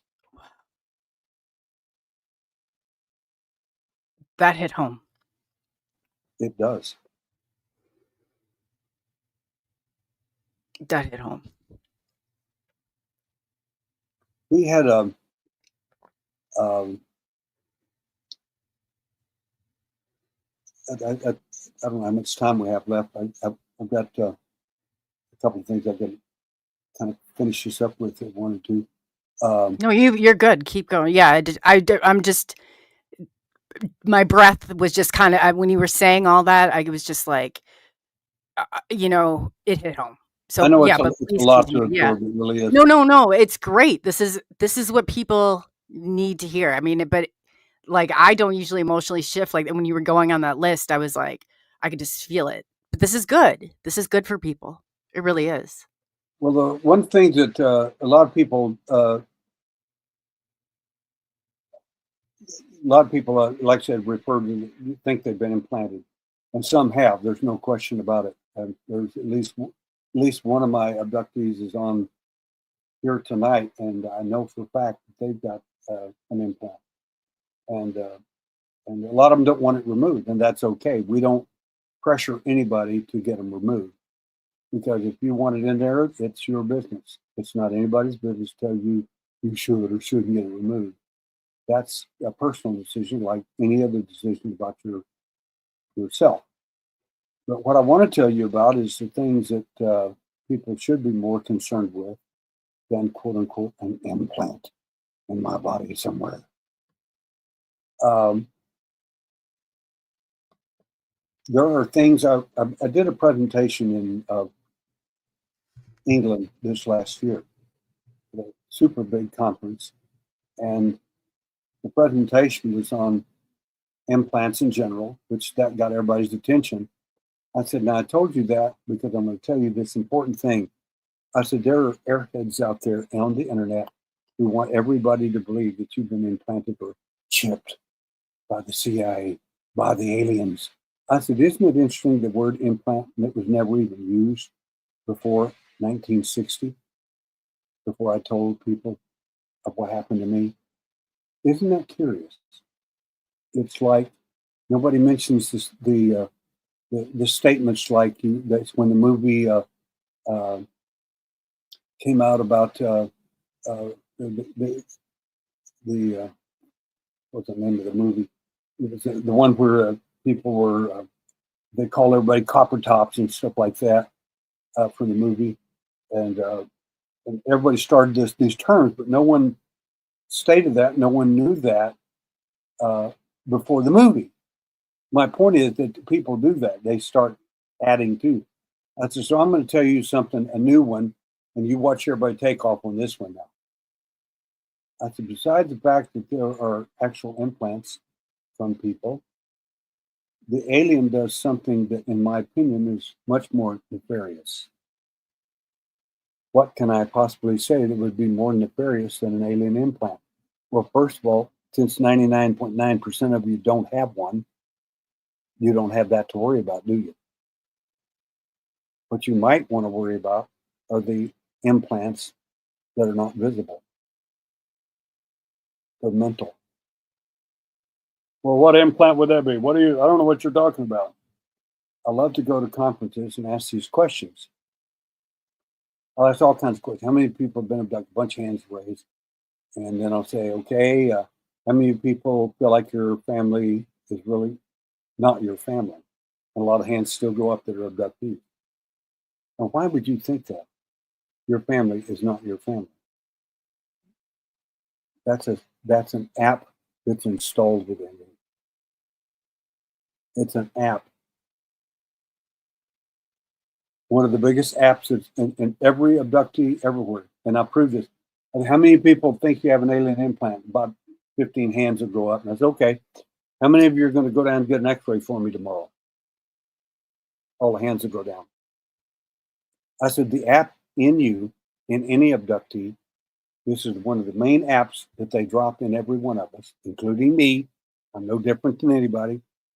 You will destroy, ignore, or hide your own evidence. I said, now, how many people are going to get x-rays for me? Nobody raised their hands. Does anybody think that you might have been apt? That app, I don't care if you've been abducted. I don't care if you've seen a UFO or been close to a UFO. You've been involved with the UFO phenomena. I can almost guarantee you that app is already installed in you, whether you know it or not. That's what you ought to be looking for. But there are other apps. But one of them is your parents are not your parents. Another big one, this didn't work on me at all. You won't remember.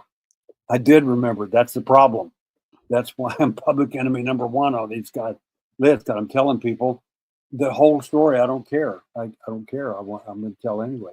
You're pushing right past that programming. If you care about humanity, you have to do that. Oh, Yourself doesn't mean anything. My life, my experiences, they're a hill of beans compared to everybody else's life and their experiences. There's a lot of stuff going on. People need to know the whole story. mm-hmm. Anyway, some of the statistics give you a clue more about yourself as well, the ones I gave you. But the important thing is the big presentation I did there for this really high level bunch of abductees and contactees there at that conference was the app presentation. I said, what you don't understand is that there are apps out there you don't know anything about, and a lot of them already, there may be only one or two that's been installed in you, that's all. But I guarantee you, they're in you. I said, my wife will sit there and testify left or right in a court of law that those apps work in me just as much as they do anybody else. I have to break myself to make myself from doing things sometimes because it just happens. Just all I can say about it. But Wow. anyway, apps are a big thing, and I could do a presentation on that for 2 weeks. I mean, apps are amazing. They're easy to install. The wonderful thing is, the old alien hunter didn't learn about apps and then think, "Oh, that's interesting." Well, no, that's not. It's just interesting. The question is, being the alien hunter, I hunt them that hunted me, and later hunted my son. You hunt me, I'll get over it. I'm a big guy. You come after my children, and I'll hunt you down. I don't care where you think you're from. I'll find you, I'll find out all about you, and I'll expose you for everything you're worth. And I don't care who believes it or not, it's irrelevant. The only people who are going to get anything out of this really are people who can take this information and use it. If you don't use it, it's just information, and I'm just another presenter, and it doesn't mean anything. Wow, because your child, you're right, because we were talking about this before. I said, Derrell, is there anybody in your family that's had experiences? And he said his brother, he's also his child. And when you said that, it struck me. Because when you're messing with somebody's child, you're on totally different ground. And I'm with you. Like I'm a hunter. I'll hunt, you're hunting me, I'm hunting you. But now you came for my child. You're You going to don't get even have what's to coming look. to you. Yes. Oh yes. Well, my son, the night he got abducted, I woke up at 2:30 in the morning instantly, and it's like I was turned on, not woke up. And I ran as fast as I could past his room because I knew he wasn't in the room. I knew my daughter was in her room. I didn't have to look. I knew they were after my son, not her, not me. And I found him in the dining room looking out the back door. And he was there for a long time. I watched him, and I said, "David, what are you looking at?" He said, "The little red light." Well, that's a screen memory. That's a leftover thing to make you think nothing happened. And my wife walked up on me right at the same time, looking at him, looking at me, and said, "What's going on?" I had never told my wife about alien abduction until that moment, because I hoped that at my last event, which is quite violent, that that was the end of it. I didn't know they were going to come back for my son. The point is that he went to bed. I told her everything, 2:30 in the morning, and she's sitting there listening to this bizarre story of 10 abductions that took place over 13 years of my life, from 4 years old to 17. And then, unbeknownst to me, my son rigged up a crossbow in his room and aimed it at the door in case they came back. If Smart anybody kid. had opened that door, me, his mother, his sister, would Oh, have had God. an arrow sticking through the middle of it with a broadhead arrow. Oh, Probably he, would like, have legitimately had a okay. Oh, wow. That's he, how it, he didn't have a bad dream. He was going to get whoever got him the night right. before. He knew something was wrong, and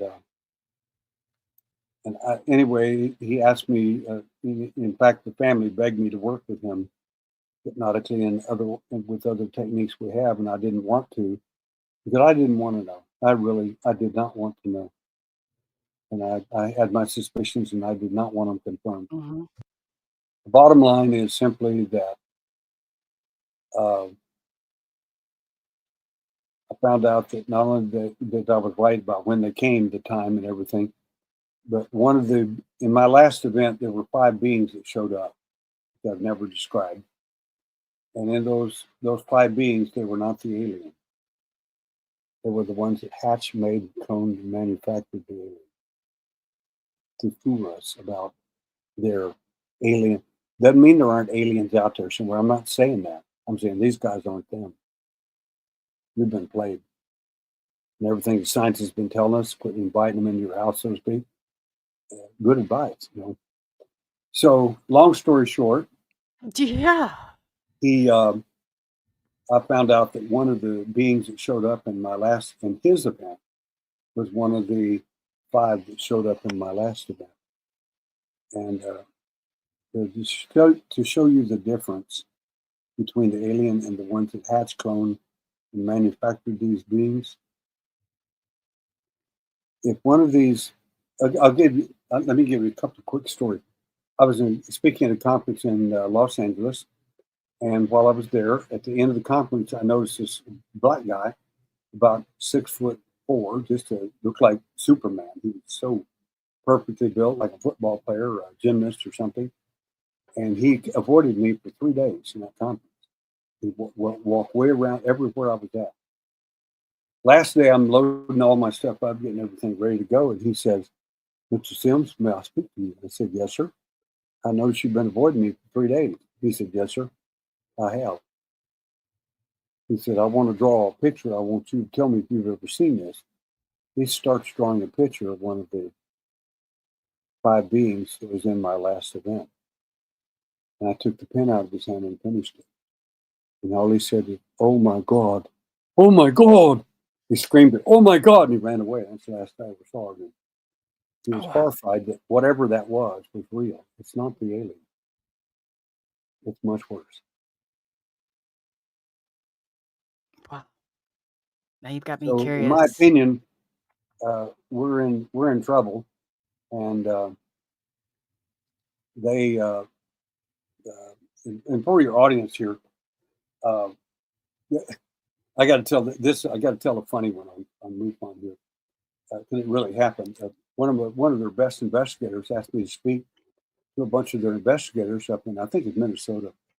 And so I went to his home, and he said, I said, "What do you want me to speak about?" He said, "Tell them the truth." He said, "Make it on implant, all of it." I said, "That's going to get me and you in a lot of trouble." He said, "Do it." I said, "Okay." At the end of the presentation, I said, "Some of you doctors have taken upon yourself a position that women that have had alleged alien pregnancies, missing fetuses, and this sort of thing are, number one, lying. They had sex with someone and they don't want to. They can't explain it to their husband. Two, they don't know their body very well. I said that's pretty insulting to a woman, in my opinion. Right. Three is uh, they just went out and got an abortion. Don't want anybody to know about it. I said so. I don't think that all those are bad answers from a doctor, but when you have other evidence, you're going to have to look at it. And I said, so I want to show you the worst implant I've ever seen. They said, what's that? And I pulled up sonograms with an alien fetus inside a woman. That's just one of our cases. I said, I've got cases of alien fetuses in people from Florida, Houston, Texas, and Los Angeles in the hospital at the time. Because they're not abductees whining about some whatever you think it is. These are in the hospital with doctors verified. I was in one hospital in Houston, Texas. 5 nurses were in an enclosed area. In other words, cameras are on. The patient has to be put in an enclosed glass area because they don't want any infection. And I mean, it's a specialized room. Mm-hmm. All 5 of those nurses ended up pregnant that night. And so did the lesbian patient who was in coma. Wow. I said, that don't happen accidentally. I said, 2 of the cases where we've had these so-called missing fetuses, that sort of thing. I said, the fetuses survived and we actually know who the 2 people are. That's one I know personally. I said, my point to you is that you don't know what you're talking about, respectfully. Listen to these women. They may be telling you the truth, and the truth is just a little more difficult than you can deal with. And that's okay. In my opinion, they need to get another doctor. So, in my experience, they said that, well, obviously, like top, I said, what's the need for holding or restraining? And they said because of contamination. Is there something that you have ever found that they need to have such a sterile environment, or do you think it's more like just a laboratory, like a medical procedure, or now you got me wondering, at first I was like, well, here I'm out there running my mouth. They're sterile beings. Everything's sterile. They have to, contamination. But now I'm thinking this sounds more like a medical procedure than Well, anything. Here's the problem. There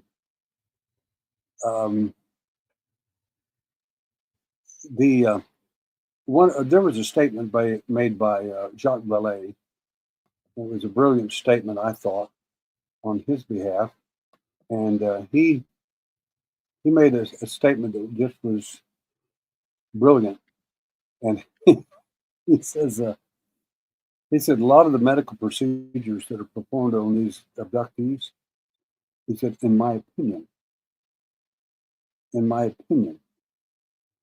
is reminiscent of something you'd read in ancient history about something demonic attacking a human being. Yeah. He said these are not medical procedures that medical doctors go along with. It's not even close. He said just because it seems medical and somebody alien looking did it doesn't qualify it to be whatever you think it is. I know in my experience in the alien implant phenomena, um,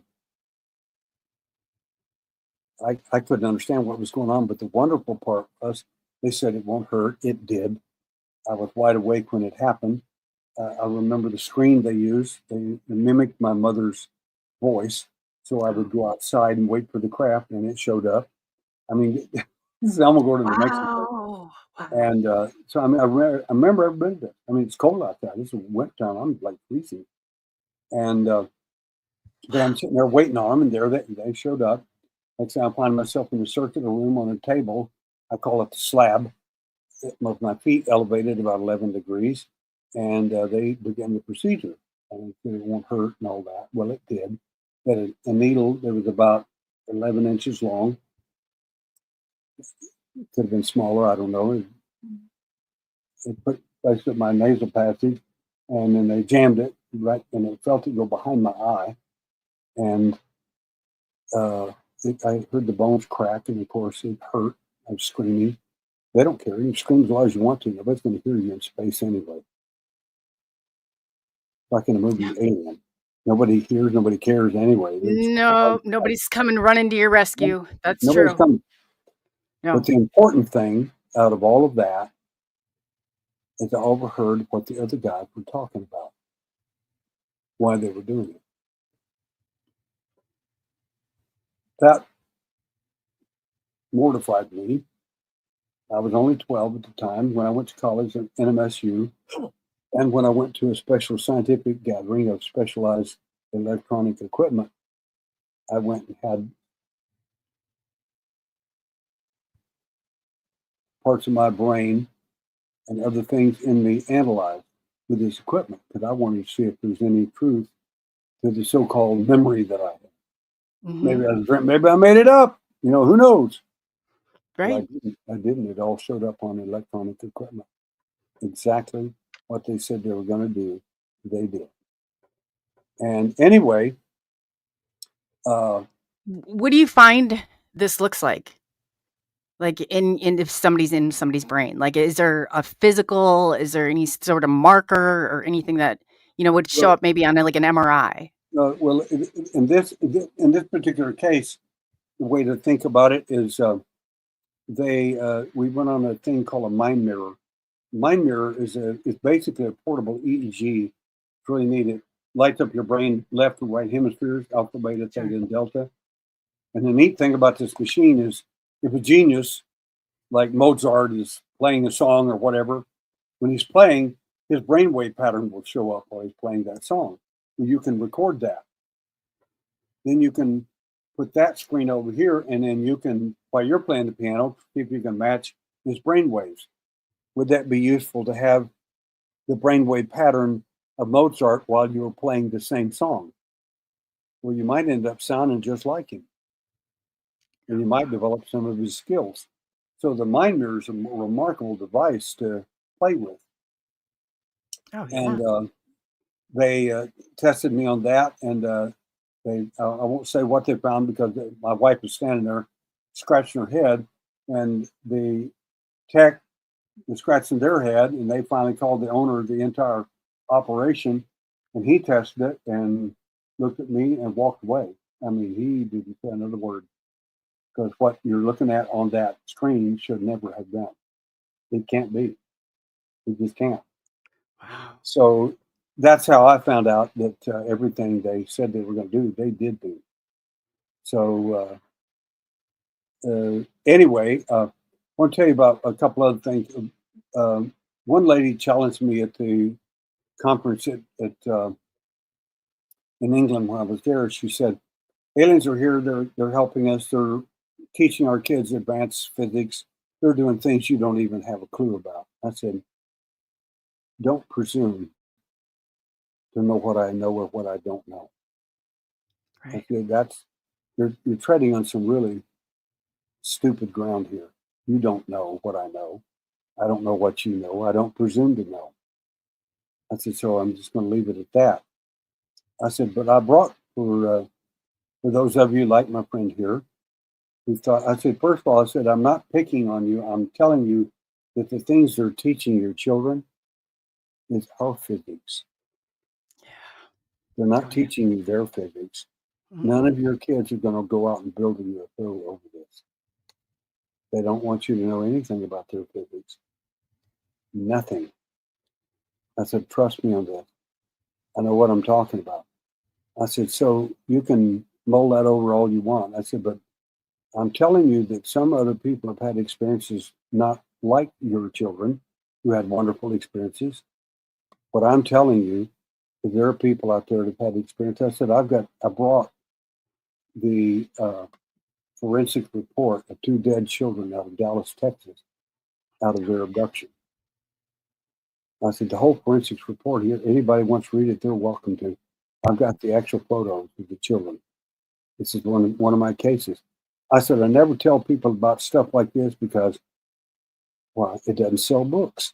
Nobody wants to know that. Nobody wants to see that. Nobody, that's just negative. You're just being negative. I said, no, I'm being truthful. Whatever happened, I want to know about it. As an investigator, I can't investigate cases where wonderful people as a police officer, Mr. Officer, wonderful guy came over and gave me a sandwich today. Wasn't that wonderful? I want to report him for that. Isn't that great? We're not going to put that in the police blotter. It's not going to happen. But somebody mutilates your child or something, yeah, we're right in the middle of that one, and we were. I said, by the same token, I said the report's there, and no one ever came by and picked up. No one even looked at that file down there. But for the whole audience, I mean, hundreds of people, 1,000 people in the audience. I said, anybody welcome. You can ask me any questions you want about it. I said, no, I know all about that case. I said, does this happen all the time? No, it does not. I don't say that. I don't mean to imply that. That's what I'm telling you. If it was your kid, it would be a big deal. Yeah. Since it's somebody else's kid, you can ignore it and say, well, that's just an anomaly. I said, I've got film footage of an elderly woman skinned alive in her bed and not a drop of blood on her in Brazil. I said, I've got another guy. This guy, in his event, was carbonized. The cattle were carbonized, several cattle, the chickens. His dog was half carbonized, and he's totally. I've got pictures of every bit of this stuff. And the Central Intelligence Agency came down and took all the evidence with them. I said They did. Oh, they yeah. did. They got all of it, like they did in Varginha and so on. My point is simply that I'm not trying to be negative or create a negative impression for people here. I'm simply trying to tell people there's more to the phenomenon than we know, and that the alien wants us to know. And that's just I'm sorry that I have to look at everything, all 7 hats. It's the UFO hat, which is a hat I wear, but I got to tell you, we all have the UFO hat, and the problem with the UFO hat, it's fairly easy to fool. It is, and there are people in the UFO community who have fooled people in the UFO community for years, and some of them are still doing it and getting away Oh, with it. yes. You're right about that. Guy told me that Al Biedick is one of the best people, and I said, don't get me wrong, I like Al. I know him personally. But he made the mistake with his girlfriend of showing up at one of my handwriting conferences. And I was doing a handwriting analysis on liars that night.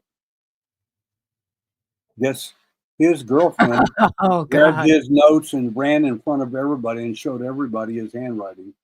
I said, don't do that. This is all personal. This is private. This is not for everybody to look at. She said, but liar lives for all over his handwriting. Well, I already know that.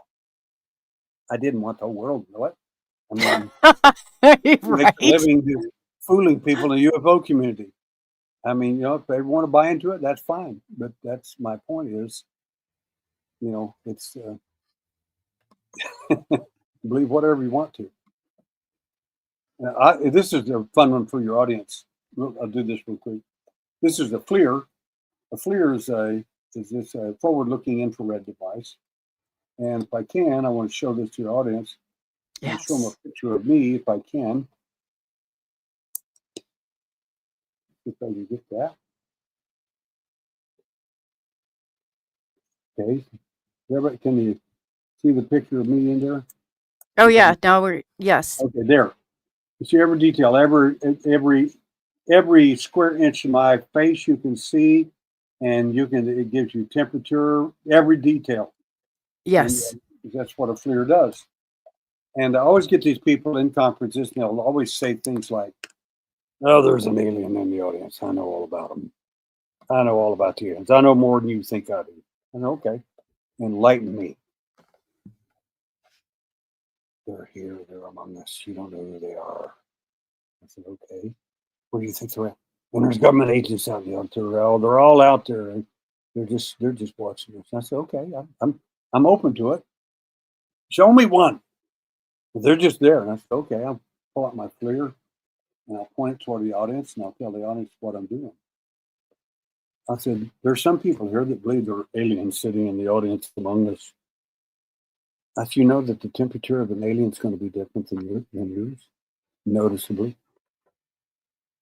And if I find somebody out there with a temperature varying quite a lot, non-human, I'm going to let us all know about it. Good news for you. There's no aliens out in the audience right now. Sorry. The Lower problem is when temperature. you make these type of statements, you can get caught doing that. And that doesn't mean that there wasn't a hybrid out there. It doesn't mean there wasn't a MIB secretly hiding behind the curtain. It might have been. I don't know. I don't know everything.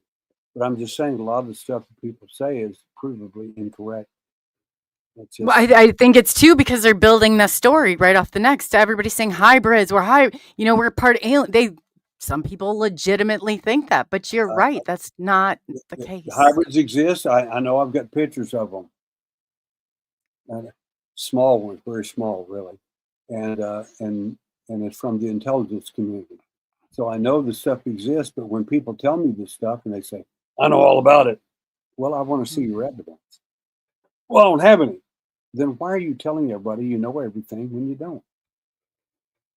You're telling them your opinion. Why don't you say, this is my opinion and I believe this? Well, it's like a guy told me, he said, I don't believe in aliens. And I said, well, I don't believe in the Great Wall of China. Well, it exists. We got pictures of it. I said, I got pictures of UFOs too. Got pictures of aliens. Well, I don't accept that. I said, well, I don't accept your pictures of the Great Wall of China. Does that make the Great Wall of China disappear? No. Whatever it is just as real as it is if it's real. Period. It Right. doesn't matter whether you believe in it or not. Belief is not relevant. What is the evidence? I said, so your stupid opinion doesn't, none of this exists. I said, thousands and literally millions of people have made up the same story around the world. They're almost identical for 100 years. Give me a break. You know what you're talking about. I said, I have information hidden away that whenever you do that, go through our big interview and all that and our questionnaire and so on, there's a lot of information I pick up off of that. And people, sometimes they'll get paranoid. They'll say, it's like you're reading my mail or something, because how would you know all this weird stuff about me? That's because I'm one of you. That's why. I've already been there 50 years ago. Wake up. You weren't even born when I was discovering this stuff. I said, my point is that that we have to be we hold things back in our investigations that nobody knows about. Tell me all about what the aliens look like. And because I always get that all the time. The ones that picked you up in the last event, those five, you tell me all about them. And I said, no, you tell me all about them. You seem to know. Well, I know all about them. Okay, well, tell me all about them then. Tell me about the ones that no one knows about that only I Right. know. Go into great detail because I know everything about them. I know every detail. And well, they were dressed in white robes and they have long white hair and they were sitting there at the great table of the wise and all that. I said, you're so full of crap. I said, I can't even begin to tell you how disgusted I am listening to you. I said, now that may be true. There are some aliens somewhere that do dress like that and do all that. But these don't look like that at all. They don't function like that. I said, I promise you, every person, I've only got 8 that I can put my hand on and say, I believe absolutely their story, that have seen one of these 5 beings. Every one of them ended up horrified and terribly hurt. One of them ended up with grand mal epilepsy. Another one ended up with other difficulties as well. I said, my point in telling you all this is simply that that these beings that made Hatch and Clone and manufactured him, they're not here to visit with you. They're not here to talk to you. They don't care how smart you are. They don't care if you're a genius. They don't care if you're a carpenter.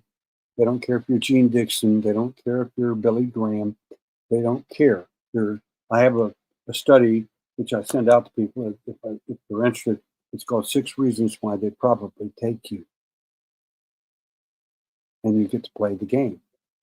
And I give them the 6 reasons. 2 of the reasons are they're interested in your psychic or spiritual ability. Yep. Well, I don't believe in all that. It doesn't matter what you think. It Right. matters what they think. What you think doesn't mean a hell of beans. You're not solving anybody's problem. That's one of my qualifying questions because every real experiencer I found has, and like, that's a part of the evaluation. Well, let me get into detail of this real quick, briefly. The 6 reasons, and then I said, first of all, they're not looking for Gene Dixons. They're not looking for Billy Grahams. That's not what they're looking for. Everybody thinks that's it. That's not it. It's what you do that's different than everyone else. Yes. It's not the same. Second category, science and technical. You know or can do things and process data differently than other people in that realm. And people just anyway, when you play the game, it's a lot of fun because you get to find out stuff about yourself. The third group, I see, is the one I fall into primarily, and it's the area of people who learn physiological or psychological things with little or no training. And one lady challenged me in front of Dr. Carla Turner and her husband at a big conference in Las Vegas. She said, she stood up in the middle of the crowd and said, "Prove it." And she really went after me. I said, okay. I said, I don't like to use myself as an example because it sounds like you're just bragging. And I said, but I'll use myself as an example because I can't prove it with anyone else. I can with myself. She said, well, tell me. I said, okay. I said, I have a 3rd-degree black belt in martial arts. I have a 4th now. I said, a 3rd-degree black belt in martial arts. So what? A lot of people got martial arts black belts. And I said, this is not like Taekwondo where you can pay for your belt in advance. It's like a college degree. Have you ever known anything about Shotokan or Kyokushinkai karate? No. And I said, obviously. I said, it's like getting a college degree to get to that level. I said, you don't have a clue. She said, well, so what? A lot of people got that. And I said, not a lot, but some do. I said, but I've never had a teacher. I said, did you hear what I just told you? I've never had one lesson in a martial arts yet. I said, I can tell you a lot more, but I don't think you're going to buy it. Well, what else? And I said, well, I Shoot like a sniper. I said, I listed several other things, and she just got real snippy. I said, let me tell you something. I didn't use the word apps of the alien. I used the apps in reference to myself. I said, one of the things that I'm capable of, that's which I have on film, and I have it on. I did a demonstration for the Central Intelligence Agency and demonstrated it. I said, I can transfer my abilities, walk over fire and over broken glass to people at will. I said, do you want to play? I said, we'll go out there and build a fire right now, and you can walk over it first with all your arrogance and see how well you do. Good for you. And I said, I can transfer to someone else. We'll let them walk and they won't be burned. Isn't that interesting? I said, so you get burned as a skeptic and not as one who isn't. I said, my point to you is just because aliens can do things doesn't mean that we can't. It just means you don't know how to do it. Yep. So sit down and shut up. I think everybody's tired of you anyway. And she did. Everybody started clapping their hands. It was a lot of fun. It's so true. Yes. No, there's mind blown. Absolutely mind blown. Yeah. The energy outlets, I can fire them off. Like it's crazy some of the stuff, and people they don't understand. I'm like, there's so many things, and I don't know. Like I guess, and this isn't going to be a short answer, but I was recruited. I think what they found me, or how this whole thing happened, was the gifted and talented program. I was also born a medium, see spirits, do all that, the whole 9 yards. What do they want with us? They'll never tell you that. And anytime they tell you, I promise you it's a lie. It's like the stupid DNA stuff you hear on the internet. They're here to upgrade our DNA. Listen, you can send me to another planet with half a dozen DNA specialists, and when we finish, within a week or so, we'll have enough samples. We'll tell you everything you need to know about the people on that planet. They've been here for how long? Oh, thousands of years. And they still don't know anything yet about you. Oh, Why do you God. think they would need to do a DNA testing on you? Well, could happen. They already have all the DNA on anybody. That's not what they're here for. It's a ruse. It's a red herring. That's for you. That's chewing gum for the brain. It has nothing to do with the aliens' real intent and purposes. And you have to study the alien from a lot of different levels to understand this stuff. Otherwise, you're guessing. It's just that simple. Right. One of the Wow. things that we also note about our abductees is a number of them have Asperger's disease. We didn't tell anybody that until Art Bell years ago asked him to keep it quiet, and he agreed to. Then I finally let the cat out of the bag. The different levels of the spectrum of Asperger's, Yes. we find that with some of our abductees too. It's really amazing. Wow. Just let all this sink in, it's like, wow. Makes so much sense, though. It really does. I said there has to be something with the autistic spectrum, but anytime there was different learning, you're hitting the nail right on the head. Yeah, but the problem is the alien's never going to tell you what it is they're looking for or why. Doesn't and so we have to do that. But we can't make up stuff and say, "Well, I think this." What I think doesn't mean anything. What I can prove, what evidence actually shows, that's what's important. That's what's good. That's really really neat. Um, but I'll give you one last example, if you like, of an Yes. implant case that is rather astounding to me.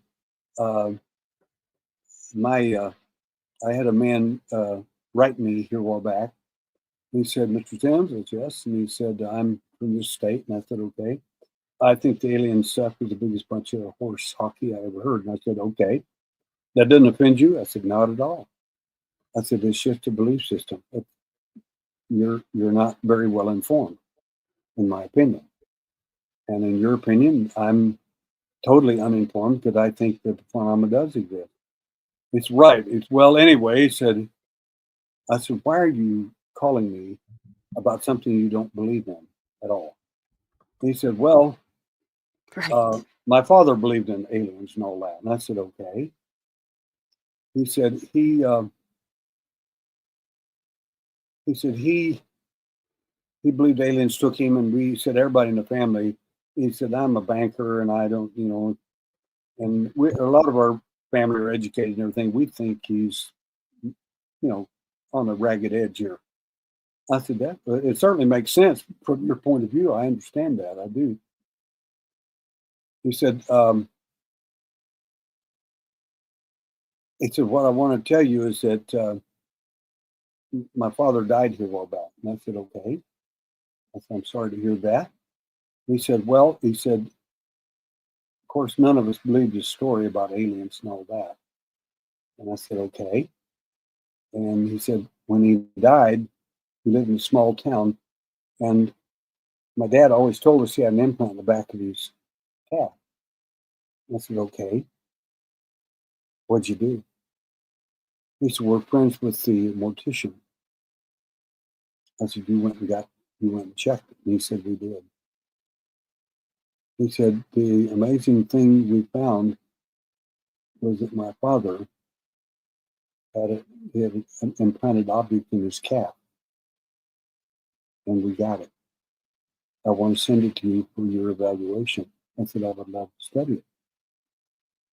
And we don't want to be known. I said, "I never reveal who anybody is or anything about anybody. It's none of anybody's business. Who's who, it's irrelevant." And he said, "Excellent." And so I got the implant and did the study on it. And I said, "Tell me," I said, "if I may, I'd like to know more about your daddy." He said, "Well, he's he told me about his loved baseball and he loved Lou Gehrig and and all that and the history of baseball." And so I said, "Well, that's wonderful news." And everything he described was almost identical to my dad. I said, my daddy was an abductee, and he had an implant in his leg, in my opinion. And he says, oh, this is all crazy. I said, of course it is. I said, but the point is, it's really an important point. I said, we're connected more closely than a lot of people have an idea. I said, we had a meeting one time, our first meeting of abductees and contactees in the same room in Houston, Texas, back in the 90s. We set up a support group meeting. And we set up two groups of food. We put up the vegetarian food over there for the, especially the new agers and others who are trying to eat perfect and do all these neat things, taking care of their body and all that. And on the other side, we put salsa, potato chips, every salt thing you could imagine, like a salt lick for cattle is what it was. And then we just sit back and watch. We didn't say a word. Of course, your contactees would gravitate to the vegetarian side. Abductees would all graduate right over to the salt lick, so to speak. And we didn't Oh, say a yeah. word. We didn't say a word to anybody. And after a while, the contactees would graduate over to the salt lick, and they'd start in there as well. I said, isn't it really funny how this happens? We never told anybody anything about it. We just did it.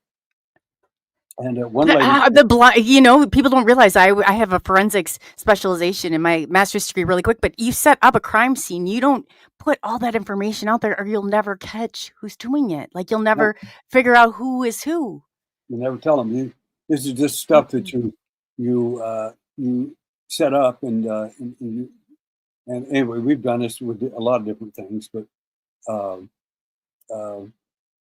let me give you one last case study that would be really, you'll like this one. This is a modern day one, happened just here a while back. A friend of mine who's a police officer, Dallas, Texas. He's a specialist cop. He works at a university setting. The reason they need a cop there is because the things they're working on, I have a top secret clearance. These people working there have top secret and above. His job is to make sure nobody gets in there or nothing leaves that building that's not supposed to. That's his job. We've been friends for years, off and on, a long time ago. And he called me one day and said, I've had an experience and I need your professional opinion. I said, I'll do what I can, sir. We're slow as molasses, but we're pretty thorough in what we do. And he says, okay. He told me about his event. And I said, all right. And I said, what did you do? Did you do anything to defend yourself? He said, yes, I did. He told me how he did it and what he did. And I said, would you send me the object that you used? He said, I will. And he did. And then he also sent me the alleged implant, what he thought was an implant. In my opinion, it isn't, but it's evidence in the case. There's no question about that. It doesn't have to be an implant. Evidence is evidence. He sent that, we're studying it. And then a few days later, I hear this phone call, and he said, I got a text. He said, you need to email me, talk to me immediately. And I called him up on the phone. He says, I'm a little concerned. I said, you sound alarmed. He said, I am. That's what happened. He said, well, two special agents from the FBI just knocked on my door. I said, what did they say? He said, well, they came from two different directions in two different cars to my house. He said, I identified myself as a police officer. He said, we know. I said, okay, why are you here? He said, and they sheepishly admitted to help you with your alien problem. He said, I thought, well, they probably know a lot. And they said, what happened? He said, I had an alien encounter and I defended myself and all this. They said, is there any evidence? He said, yes, there is. He said, could we have it? He said, I sent it off to be studied. He said, here's the part that scared me. They said, you sent it to Derrell in Houston, Texas. He said, I never told anybody that. I said, nor did I. I said, listen to me carefully. They're not interested in me. They're interested in who contacts me. That is very important to them. They're just protecting their crew, so to speak. I said, there are people in the intelligence community who contacted me with above top secret clearances. And the very first thing I tell them is, please don't start telling me a bunch of stuff. I don't want to know it. I don't need to know it. And you don't need to tell it.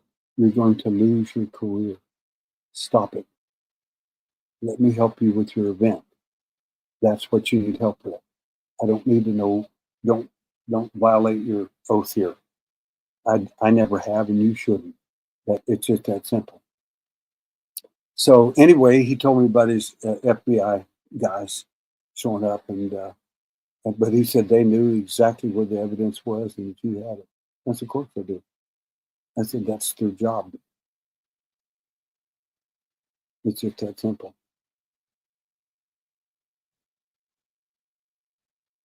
I've always been told they follow the people who follow the phenomenon, who are experiencing the phenomenon, not necessarily the phenomenon itself. Well, I don't know that. I don't want to make everybody paranoid. You got to understand he's a top shelf cop Yeah. doing some top shelf cop stuff that I didn't do. And I've got a Right. top secret clearance. So they're going to be watching him and the doctors. They want to make sure the Chinese aren't getting this stuff or somebody else, the North Koreans or whoever. They do that. And if they find anything out of the ordinary, and alien abduction is one of them, Right. they're going to explore that. But they didn't doubt his experience at all. I bet not. I bet not. And it's not a bad thing to protect yourself and the things that you have here. I mean, it's not a bad just to know, not to become maybe overly paranoid, but to know what you're dealing with when you're getting Well, into this. the thing I tell people is that the government's not watching everybody. Everybody thinks they are, but the government doesn't know much of anything. The only Mhm. people that know anything about the UFO UAP experience, really, are a few whistleblowers and the people that are not talking and the ones that run that show. And as I told a top attorney on a cruise ship this last year, and a top disclosure guy, I said, they've got me on this panel with you guys, and I said, I don't mean to be obtuse here. But you guys are very sharp. You're very good at your jobs. I admire what you're doing. I love what you're doing. You're not going anywhere. Yes, we are. I said, with respect, great respect. I want to disagree. I said, are either of you familiar with the term rendition? Yes. I said, it exists. It's imprisonment without trial. I said, I was Yes. threatened with it when I was in the Central Intelligence Agency because I knew some things and said things that I should have kept my mouth shut about. And I was threatened with 40 years Oh, man. if they ever thought that I had violated my oath, which I didn't. My point is simply, I said, you haven't met the business end of this business yet. You've gone out and talked to some whistleblowers, and they've said wonderful things that were amazing and wow and all that. I said, I'm not talking about that. I'm Mm-mm. telling you, when you get to the business end of this, these people don't play. They're They're not not playing. afraid of you. They've Nope. been expecting you to show up with a congressional committee for Yeah. 70 years, and you haven't even shown up. You think they're really afraid of you or Mm-mm. Congress? Forget it. I said Nope. they have a budget that's so big they can't. It's top secret what their budget is. You can't even know what it is, or Nope. you can't know where any of the money's going for any reason. Nope. I said that's one of the most dangerous things I've ever heard of in my life. I said that ought to be on public scrutiny. It should. Should be. There's got to be some safeguards. I get all that. I said this stuff is it. That's the government run amok. I Mm-hmm. said it's a terrible way to run a government. I said anyway. I said, but the bottom line is that I think that no reason for everybody to run off and get paranoid. Oh, I heard a click on my phone, so therefore I'm being watched. Click on your phone. That stuff went out in the 1990s. 1990s. Yeah. You think Oh we got god, I know. better technology than that? It's And painful at points. why would anybody spend 5 years of their life following you around? You got no evidence. I'm sitting here on top of a ton of evidence. They ought to be following me around, like you would think. Maybe Yeah. something. Oh, the Oh my ones that are God. targeted. I'm like, "Are you don't let's not even go there." But it seems like certain people want so badly to be a part of something bigger. Yes. And I think that's a Yes. disorder all on its own. Yes. That's I did not invite this phenomenon to happen to me, nor did I want it to.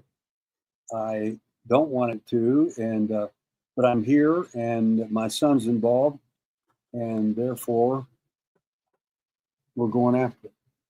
But Yeah. I'm after it for other reasons too, not just me and my son. Other people are having these same experiences. A guy asked me yesterday. He was a police officer, by the way. He took me to dinner, and he said, told me his story, and I said, with great respect, that's just a story. Well, it's real. I said, you missed my point. I'm not saying it's not real. I'm saying it's a story. Where's your evidence?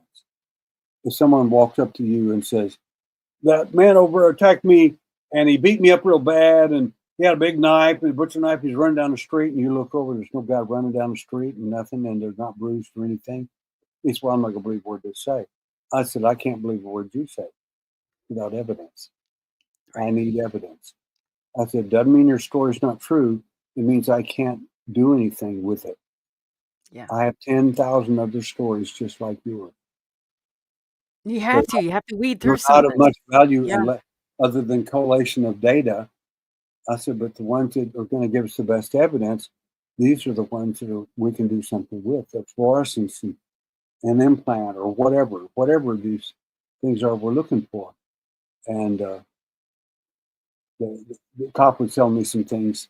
And I said, well, I'm going to put my cop hat on here for a minute with you. That's one of the things we're going to look at in your symbolic, in your profile when you fill out my big questionnaire. I want to look at your handwriting. Well, what's that Mm. going to tell? I said, well, whether you're deceptive or not would be an important thing. I think more important, I said, I want to know if you have any propensity to exaggerate, lie. Yeah. There are a lot of things I'll be looking at in your handwriting. I'm a handwriting analyst. I said, so the last guy examined for handwriting in court got 10 years in prison. I got him. I said, so I'll be looking at you too. So anyway, I said, For so you. I'm not just overwhelmed with your police ability and all that. I said, I'm impressed with it, and I support the police 100%. I said, little thing I got right there. I said, I support police 100%. That's the Texas Rangers. I support them 100%. I said, and other police agencies. I said, without police, we're surrounded by a pile of savages, and you have nothing. You have virtually little to defend yourself with. I said, the Right. police they're here for a reason. I used to be one, and I said, yes, there are bad ones. I get that, but I said, try to call your local whoever you think it is instead of the police and see what happens. Not going to help Oh, you in a murder case. So anyway, so we have everybody in the world. We have people that were literally uh, carpenters. I like to divide people up differently. Uh, we have people who are geniuses. Everybody always thinks, mm, well, they're only picking up geniuses. That's why they got me. Well, they didn't do it in my case. Uh, and then I said we got geniuses to get picked up. We got average. Most of them are just average people. They don't know why they got tagged. mhm. They have no clue. We try to help them with that. Third of all, I said we have another group of people. They're so, in my opinion, and it's just an opinion, um, so ineffective at some of the things they believe and do. I can't figure out how they find food. And That's so true they too. get picked up anyway. So the alien he's not after your IQ. He's not after your spiritual ability, your IQ, your psychic, your Mm-mm. whatever it is you think you got. You don't know what he's after. You just think you do. And that's where he's got a hand up on everybody because they don't know. They just have no clue. No, no. That's what we're trying to find out. And last thing I want to say to your audience is if you have any evidence or a case that you'd like to talk to me about, you can email me at, please post this if you would, Sure. at Derrel W Sims at mac.com. That's DERREL WSIMS at MAC.com. You can email me there in confidence. And until we get our website fixed, we got a little bit of a problem there. Thank you. And then, You can Derrell, I just want email to me. make sure that I have it correct. I posted it in chat, Oh, and then see it. oops, let's see, is that I You're grabbed good. this one right here? But if mac.com. you have evidence or have a case of anything from uh, alien pregnancies, implants, or I don't care what it is, you're welcome to send it to me, and I'll be glad to review it for you. Like I said, sometimes we're slow as molasses, but we're pretty effective at what we do. Wow. Well, I'm going to be sending you something of mine because this is absolutely. I thank you so much from the bottom of my heart as for just being. You've helped put some of this in order. It's going to take me a bit to digest a lot of it, but I think that you're just what the doctor ordered. Well, I play a doctor on TV, but I'm not a real doctor, so that's all I can do for anybody. But we do have a team of doctors that listen to me. When we go to an implant surgery, you know what the first question they ask me? What? What do you want us to do? They don't have a clue. They know how to remove it, but they don't know what type of tissue. They don't know what we're looking for. They don't know. They don't know how to excise it the way we need it done. They don't have. They've never been inside the alien's head. When you can hot mic Mm. the alien, you get to hear what they're really saying, not what they told you or what somebody thinks they might believe on the internet. Oh, When you wow. hot mic them, you get to know. That's why Yeah. I don't Very. trust him any further than I can throw him. Last thing I'll say is there was a great person, one of my favorites, named was Jesus Christ. He said, "Greater love hath no man than this, that he give up his life for his friends." I don't think that means you have to die for your friends. I think that means you have to be willing to pay that kind of a price if you need to. Every soldier in the United States military understands that, and they do that. They put their life on the line, and God bless them for doing it.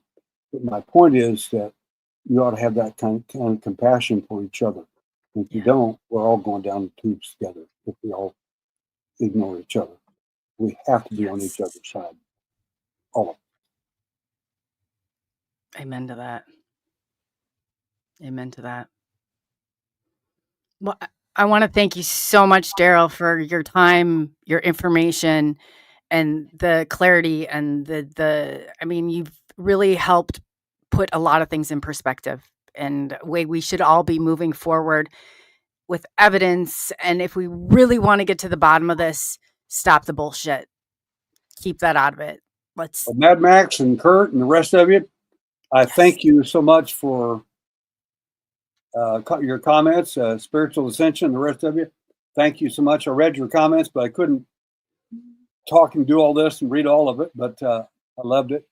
And Coley, thank you so much for allowing me to be a part of your wonderful audience tonight. Yes. Thank you. Thank you. And I will be in touch. And like I said, I really do appreciate that. Thank you. Good deal. Like, wow. Derrell is beyond, there's, for somebody out there doing this, I have mad respect, and hopefully we could get him back on and do more because I just feel like that information was so important.